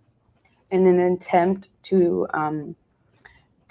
assuage his delusion, I thought a sane voice might be able to shine some light on what I thought was a crazy delusion and something that could have been easily rationalized by Isn't a it, sane voice. you finished? Yes, I am. Okay. Miss Heard, is, I swear, there's just something about this woman. Like, no matter how much I watch this portion of the deposition, there's just something so off. You know, you live long enough. Like, maybe if I was like 18 years old or in my early 20s, I would be like, there's nothing wrong here. She's acting like a person. But you live long enough, and most of you in the chat I know are, either my age, maybe older. We may have some people who are younger than myself in your late 20s, I'm sure. That's kind of my central demographic. I think you all can agree, and as we have been going through watching this, and we will continue to watch it, it's just, there's just so much off with the way she speaks and how she speaks and how she approaches questions and how she approaches her answers. Like, a person telling the truth doesn't act this way. A person who does not yeah, by the way, shout out in the chat if you're comfortable. Of course, I'm not gonna make you do this, but just out of curiosity, shout out in the chat, like, your age range, like 50s or 40s or 30s, 20s. Well, if you feel comfortable, you don't have to, but just out of curiosity, so that people know, and myself know, that just out of curiosity, I'm really curious what my audience's age range is. If you're comfortable, please don't. This is not. I'm not trying to force anything. If you're not comfortable, please don't do it. It's only a request, if you're comfortable. So, you've been on this planet long enough. You learn how to smell bullshit a mile away. And I'm very blessed. I'm very lucky that, being only 34 years old, I just had an accelerated learning curve because I deal with this stuff on a daily basis, or at least dealt, maybe not so much anymore. I don't go to court as often as I used to, but yeah, I mean, this is literally like, this is just so vile. So vile. Yeah, I'm aware, Jen. I know. That's what I'm saying. Like, I know my demographic is like 30 to 50 for the most part. That's my demographic. That's my most widely followed, used and watched demographic. Excuse me. So anyway, let's get back to the video. You watch this stuff long enough, you're like, there's so much off here. There's so much just not right. It doesn't make sense. It is off. Your bullshit detectors are literally going like, what's wrong? Something's wrong. Something's wrong. Pay attention to this. Like, it's a defense mechanism, right? It's a defense mechanism to not get killed, really. It's a defense mechanism. It's your gut feeling. It's your instinct. That's your instinct saying something is wrong here. Pay attention to this. Thank you, LA says, oh my God, I'm so excited you're doing this. You were so funny in the last one, Mr. Softer. I'm an hour behind, but we just wanted to say thank you. Oh, you're all good. Please enjoy it. Don't rush. Milk it. Or if you want to watch it, I know some people watch I'm a fairly slow speaker, like, naturally. I'm a fairly slow speaker. So people like to joke about watching this at 1.5, 2x speed. That's fine. I don't care. Please. Save yourself the time if you can. It's like I said, it's going to be a long one. We're going to be here probably for another hour and a half minimum.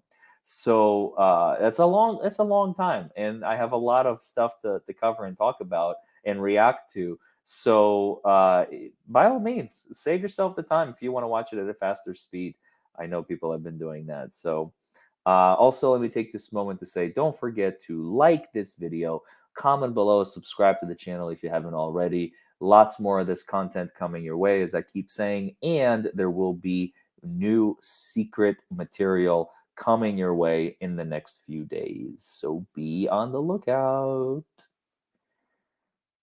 Isn't it the truth that at the time you got Kevin Murphy, you spoke to Kevin Murphy on the phone while you were sitting there with Johnny, you had previously told Kevin Murphy that you did know about the feces and it had been a, quote, harmless prank, end quote. Absolutely not. That's not true. Have you ever at any time since April 21 referred to this feces being on your bed as a prank? Never. To any other person, Mr. Murphy or any other individual? Never. Okay. And Ms. Hurd, isn't it true that as you got Kevin Murphy on the phone, you specifically discussed the feces, correct? As I stated before, I was trying to assuage Johnny's, what I could only imagine was a delusion, because he knows very well that Boo does this a lot. So I thought Kevin would be able to put this delusion to rest and we could move on. Okay. Was Kevin Murphy the first other person you spoke to after this conversation turned to feces? Vague and ambiguous. Other than Johnny Depp? Was he the first person I spoke to after Johnny? Like, after I just speaking to Johnny nodded about like to this? the objection. Feces. Like she understands what's going on, which she I does. believe he was the first call. And did you call him or did Johnny call him? I can't remember. Okay. I Did can't remember. you use your phone? I can't to call remember. him? Did you ever look for any indication that you had used your phone on your phone? No. Okay. And is it true that you claim in your declaration that it was at this time that you began to have concerns for your safety and sent a text to your friend Raquel, who was at the condominium next door? Vague and ambiguous.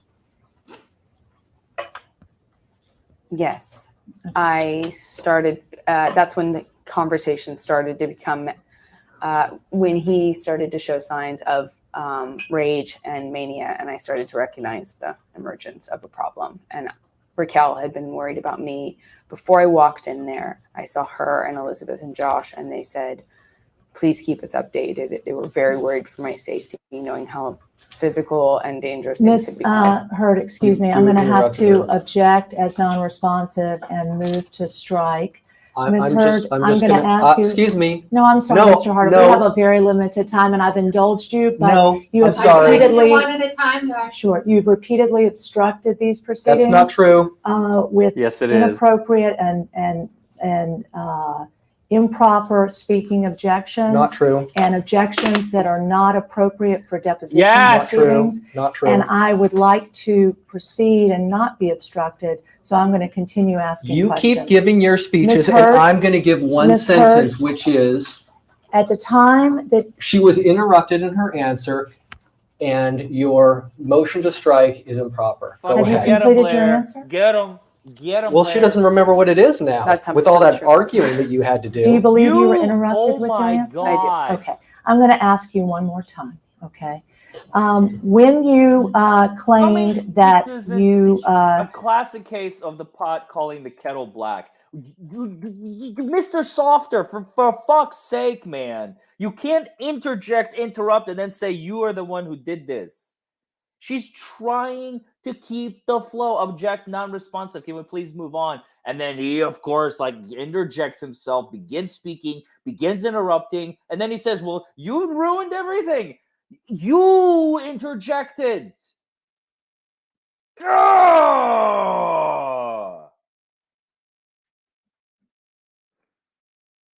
began to have concerns for your safety. Was Kevin Murphy still on the phone?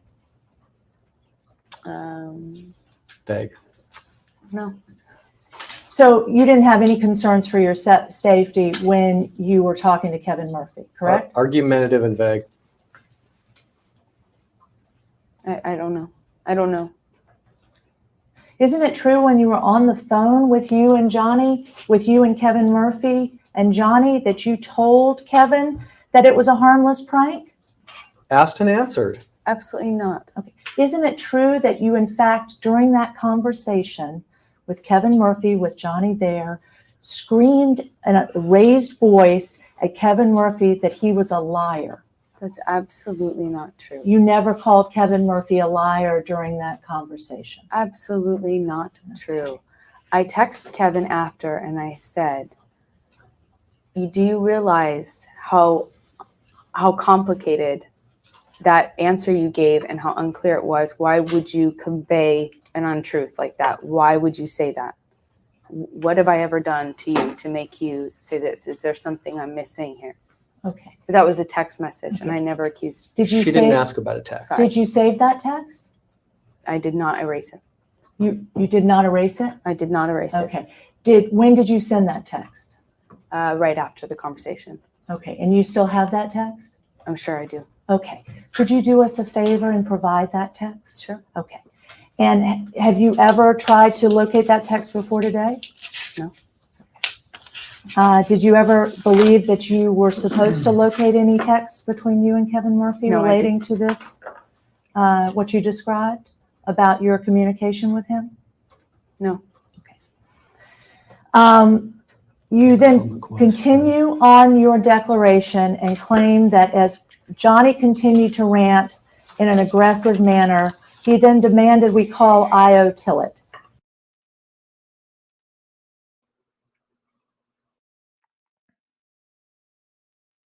Let's go ahead and find our spot.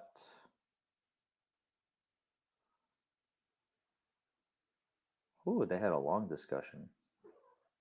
Here we go.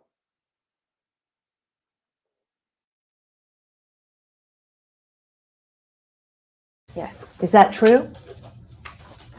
Yes. And he wanted to do that to prove that you had left feces in his bed, correct? Vague and ambiguous. Calls for speculation. You wanted to call Io Tillett to prove, he wanted you to call Io Tillett to prove that you had left, in fact, feces in his bed. Vague and ambiguous, argumentative. You keep asking the same thing over and over about feces, and it's been answered like 20 times now. Are you going to answer my question? Be sure you understand what the question is. The question, you are asking me if the call to Io was intended to clarify or to talk about the dog shit and the dog feces in the bed. Okay. Right? Did you Just wait for the next say in your declaration that as Johnny continued to rant in an aggressive and incoherent manner, he then demanded we call our friend Io Tillett Wright to prove his paranoid and irrational accusations about some delusional idea he was having? Document speaks for itself. Did you say that in your declaration? It's in my declaration. Yes. Is it the truth? Yes. Okay. So you did call Io Tillett to discuss the claim that you had left feces in Johnny's bed, correct? The way you just worded that is to insinuate that we were calling to prove that we had left. Well, the declaration says that, which is why I No, said it that. says about some delusional idea. It does not say. Is it your testimony here today? Please let the record reflect that the witness is smiling. That She's not. What are you smiling. talking is about? it your testimony here today that when Johnny demanded you call Io Tillett Wright on the evening where you were sitting with him This is not on good May behavior. 21, 2016, that he was asking you to call Io Tillett for some other reason than to discuss the feces left in the bed? Vague and unintelligible. That was very intelligible, dummy. Do you understand? At the time, Johnny was convinced that it was Io that had left human feces in the bed. And he was sure that Io was there at the house that morning because he thought she was there the day before at my birthday party, neither of which are true. He had a delusion that she was Oh, there wait a second. before at my birthday party. Neither Sorry. I want to see this comment. She doesn't flinch when her lawyer constantly touches her. By the way, that was from the original stream that Incredibly Average did. So we're not alone, folks, in our analysis. There you have it. of which are true. He had a delusion that she was there, and she was never there. She was never there that morning. She was not there the night before my birthday party. So to clarify, we called her. She is in fact in New York. About the feces. Yes, so I thought I'll move on. Ms. Hurd, you said in your declaration that when you began having concerns for your safety, you said that he began to break things in the apartment. yes. Is that true? Sorry, can you repeat that? Yes. You say in your declaration that after you demanded you called IO, he started to grab things and break things in the apartment. Is that true? Which line? Okay, we can go line by line if you like. It's easier. Did you call IO Tillett-Wright at that time? Yes, we called someone else first. We called Savannah first because he also thought she was there. Did you speak to Savannah? No, Okay. Did you place the call to IO or did Johnny? I can't remember. Okay. And prior, I'm sorry. I believe it was me placing the call. I believe it was me placing the call. okay. Prior to you placing that call to IO Tillett-Wright, had Johnny broken anything in the living area where you were in Penthouse 3 Vegas time. on May 21, 2016 to that moment? Vague. Can you answer the question? Are you asking me if he broke anything on that date? Where you were in that room? At what point? Anytime since he arrived that night? Vegas to time. Up until. What? I'm sorry. Can you Ms. repeat the Hurd, question? when you were calling IO Wright, Mhm. do you claim that Johnny had broken a single thing in or around your apartment that you were aware of? Before calling IO? Correct. I don't know. I don't think so. Was there any wine spilled anywhere that you were aware of prior to calling IO Wright?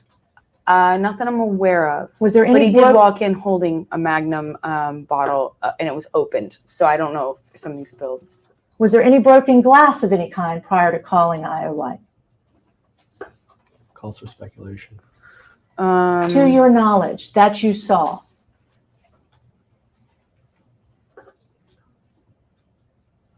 I can't remember. During the call with IO Wright, please tell us exactly what happened. She picked up the phone, and I said, hey, babe, just for clarity, I'm here with Johnny. He's upset about some things. Can you just clarify and we can put some things to bed? She said, what? And I said, were you over here on the morning of my birthday? And she said, why are you asking me that? And of course I wasn't. I met you in Palm Springs. And I said, I'm here with Johnny and he's upset about something and I just want to put it to bed. And she said, no, I don't know if she got much more out because he started screaming, grabbed the phone out of my hand. She was on speakerphone. And he started yelling at her. Were you holding the phone prior to the phone that you were speaking to IO Tillett on? Yeah. Okay. And you claim that he then grabbed the phone from you? He grabbed the phone from me. And then before he went upstairs, presumably to pack a bag or get some of his things, as he indicated to me. Objection, speculation. He tossed it and tossed it in my direction or Nice something on cat. the table, on the couch. I can't remember which. Picked it up and I said, "Oh my God, IO." I can't remember if the call disconnected and it was two separate calls or if it was one call, but I remember saying to Io, "Oh my God, I'm so sorry. I did not call you to get screamed at," because Welcome, ma'am. she answered the phone, and poor thing, without any real expectation, just started being screamed at by Johnny in Thank you. this way. And I didn't want to make it seem like I called her for a setup to just be yelled at. And he was saying, you know, "You dyke bitch, you know, Whoa. your 10-cent words and your fucking book deal and your fucking sell out my family, you know," just the worst things that you can, expletives and very personal things to her situation. And he started to go upstairs, and I had the phone in my hand again, and I'm on speakerphone, and he said, he makes it partway up the stairs, and she says, it does not sound safe. Get out before it gets worse this time. Get out of there. Get out. It's not safe." And all of my friends who are informed of our history are very, very, very, very scared of me being alone in a room with him when there are things wrong, when we're fighting, when we're working things out, and when he's using. So she was very clear and on speakerphone saying, "Get out of the house. It's not safe. It doesn't sound safe. Get out." And he heard it, and it was it was like he turned around, bolted back down the stairs, grabbed the phone, and started Notice screaming. how her eyes are like darting around. She's waiting. So when a person is telling the truth, okay, historically, they will usually keep their eyes, depending on where they access their memories, either like bottom left, bottom right, top left, top right. If I remember correctly from neurolinguistic programming, for the average person, if you're a righty, bottom right is like your own personal emotions and feelings. Bottom left is introspection about the situation. Top left is a memory, and like top right is fabrication, like you're trying to think of something, or those might be reversed.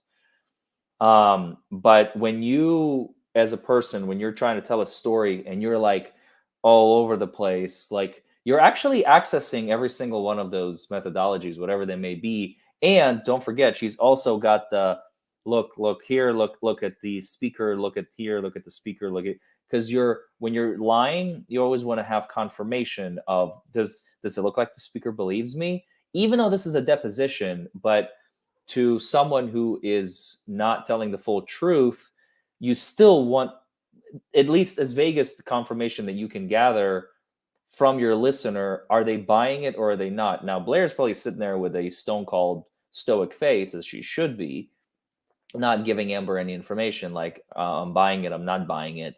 Actually, even better, if Blair is a professional, then she could be giving cues like, "Oh yeah, I understand, I agree with you," to like even more so kind of lead Amber on, which would be phenomenal, which would be absolutely fantastic, because now she's like, "Oh wow, this bitch is buying everything I'm throwing at her," and meanwhile Blair's like, "Honey, but please keep going." It's fantastic. At her, even louder this time and even worse this time, and really lit into her. And I'm sitting on the couch. I haven't even gotten up off the couch. My legs are cross-legged. And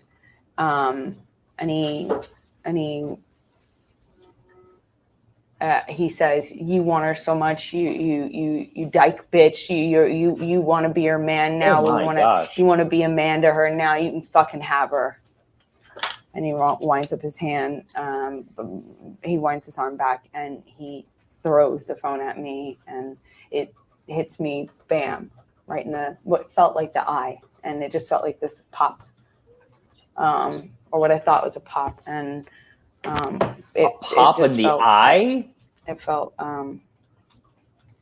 I put my head in my hands, and when I had my head covered, I didn't know what he was doing or where it was going, but I had my head down and I was saying, I think I was crying, and I said, "You've hit me." And I could hear him yelling and knocking things over, and I wanted him to know that that he had hurt me, because sometimes you wouldn't remember these incidences. And so I remember I said, "Johnny, it hit me in the eye, and I don't know if it felt like it just felt like my eye, or it could have been my eye, and I didn't know, Okay, before we get to the Will interviews, you let me just get ask your you about story straight? what you say happened with Miss Tillett Wright. Sure. Was she on the phone during all of this? Yes, but at the time She actually looked very happy that she got cut off, because she's like, I'm running circles around my own self at this point. Please make this stop. sure, because the phone, after it impacted my face, fell on the ground. Okay.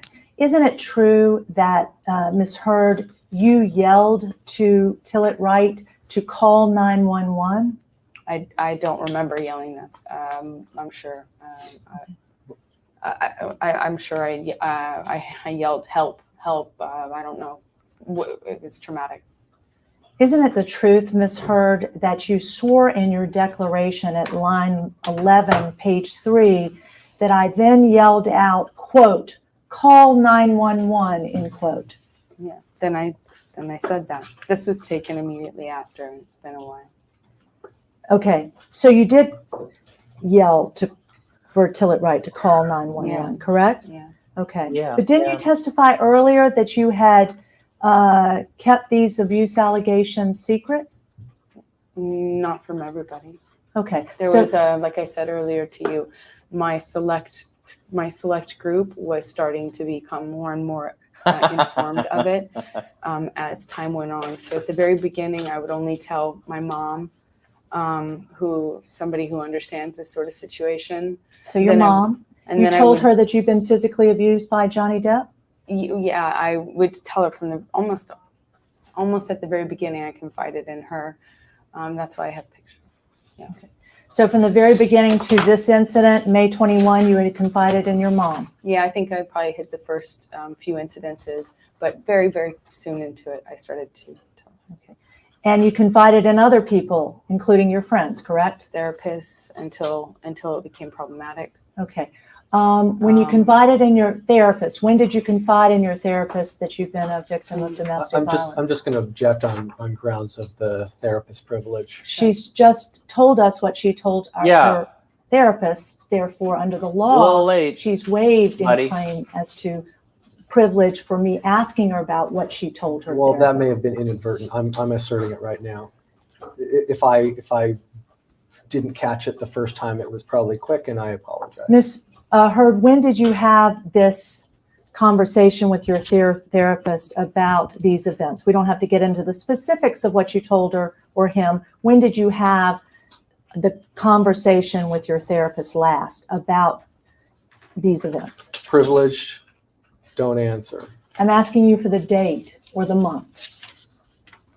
I don't mind if you ask Oh, for the on love what of day and God. month you had a therapist and spoke to a therapist, but when you add in these events, now you're getting into the privilege. So you just need to narrow it down a little For bit. the When love was the of last God. time prior to May 21 you'd spoken to a therapist?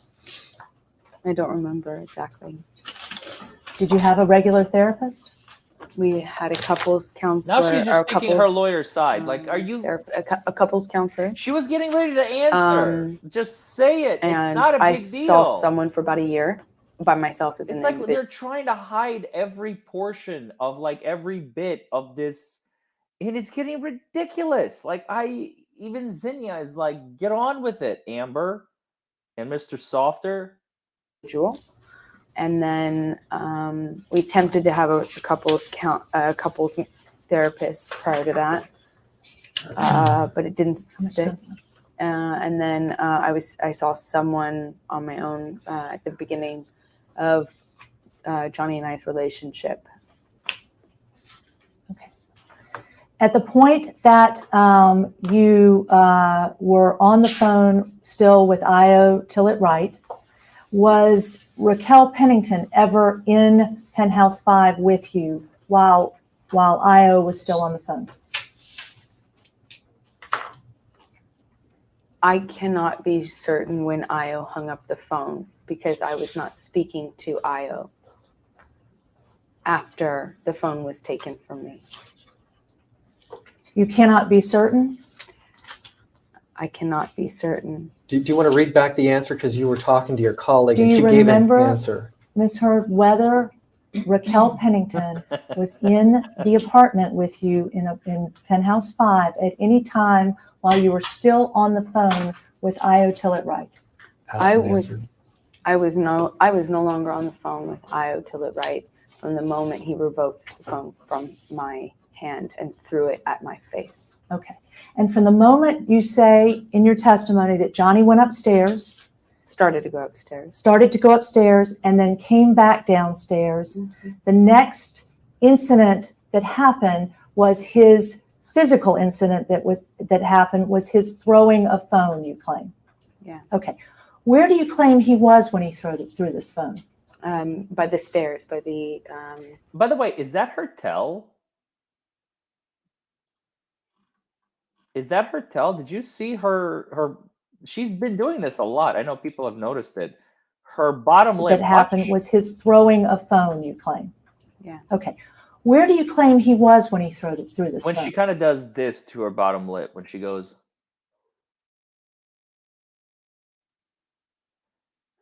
I think it's one of her tells, if not her main one.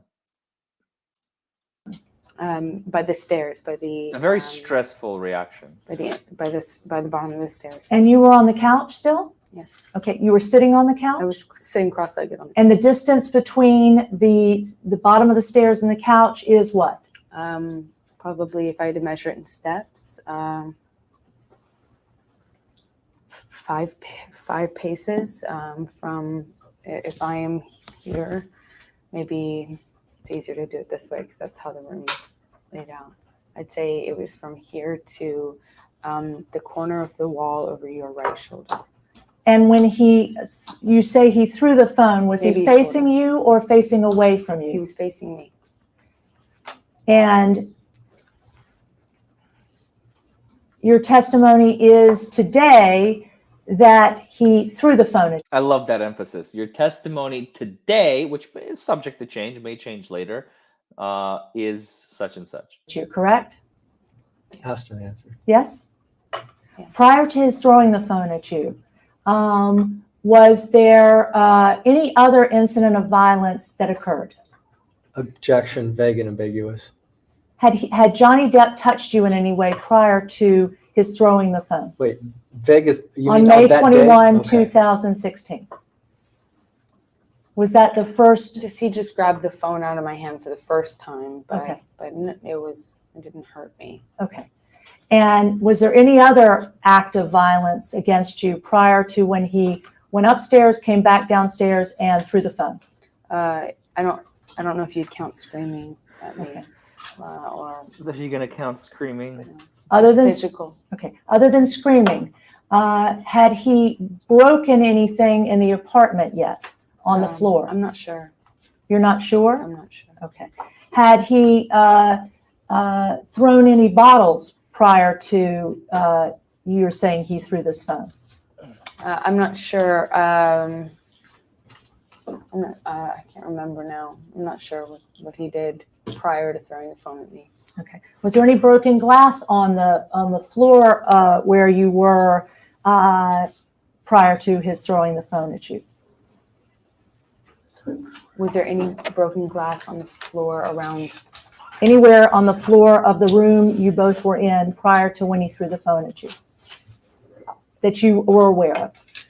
At this moment, I don't remember there being any. Okay. Okay. And after you say he threw the phone at you, what happened next? All I remember is him screaming these expletives at my friend Io and telling her that she could have me now, and then he threw his arm back and he threw the phone, what appeared to be very as hard as he could, at my face. Put my head down. I said, "You hit me." I was crying. I said, "Johnny, you hit me," because then I start hearing things being smashed, and I said to him, "Honey, you hit me in the eye, my eye," and I start crying, and And that was it. he approaches me, and I don't know if I, in here feeling him approach, anticipate to try to get up, or if I help him help me up, or if he just did it all by grabbing my hair. But See, hold on, let me turn the light on. It's starting to get dark in here. 1 second.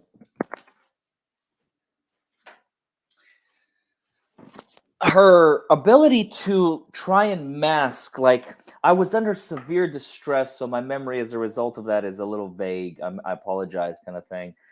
You know, it's a little too common with this woman. That's the biggest problem, because for the most part, like, people understand, if you're experiencing a severe emotional traumatic experience, you're not going to remember. Usually, you're not going to remember anything. But she very conveniently remembers, like, all these parts. She's like some of my police officers in DUI cases. They conveniently remember all the negative things, the failure to do the field sobriety test properly, like all the clues, right? The smell of alcohol, but getting out of the car without stumbling. No, I don't remember that happening, because it helps the case. It doesn't hurt the case. Or I'm sorry, it helps the defense case and hurts the prosecution's case. It doesn't help the prosecution's case. Same thing here. Like, anything that is like would help Johnny or like portray him in a good, better light. Oh no, I don't remember. No, it didn't happen. No, I'm not sure. I don't recall. But anything bad, like, oh, him smashing. Oh, my eye. My Johnny, you hit me. Johnny, my eye. Like, so all of that you do remember, like, very, very clearly. Come on. But everything else around it, I don't recall. I just recall that. Sorry. I don't buy it. I just don't fucking buy it. for some reason, I had some aid in getting up off the couch by him grabbing my head, mostly on my right side, the impact of which was significant in and of itself. He grabs my grabs my head, takes a fistful of my hair and says, I hit your eye, huh? Let me see your eye. Let me see your eye. What if I pull your hair back? And he yanks my head back, and he's, I don't know, smacking my face or moving my face, and he's got me by the hair, and it's hard to describe. It's like yanking me from side to side with my hair. Are you standing up at this time? Yeah. Okay. And Wow. I don't even know what do you describe that. How do you describe what she just tried to? I mean, somebody going through, just getting hit in the eye, getting smacked around, having your head yanked by the hair back and forth would be one of the most traumatizing things I have ever experienced in my life. I would not be able to simply talk about it like she did and try to insert fake emotion. I would probably be in fucking tears trying to describe that incident. You cannot possibly experience something so traumatic and just be like, this is all I remember. This is all I remember. Do you believe me? No, I don't, Amber. I don't. I don't think anybody does, except your fan base, which is like 3 people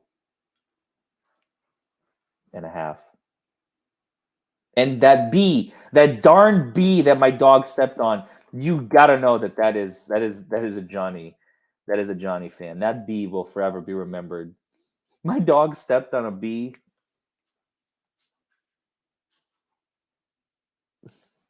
My favorite part. Has he pulled out any hair from your head? He's still holding on to my head Okay. at this time, and he said, I don't know if he's trying to grab my face or if he's hitting my face or I don't know what's happening. You don't but remember? He's yelling at me, he's If your screaming face is getting hit? about Ow! let's see how hard I hit you, and I'm screaming at the top of my lungs.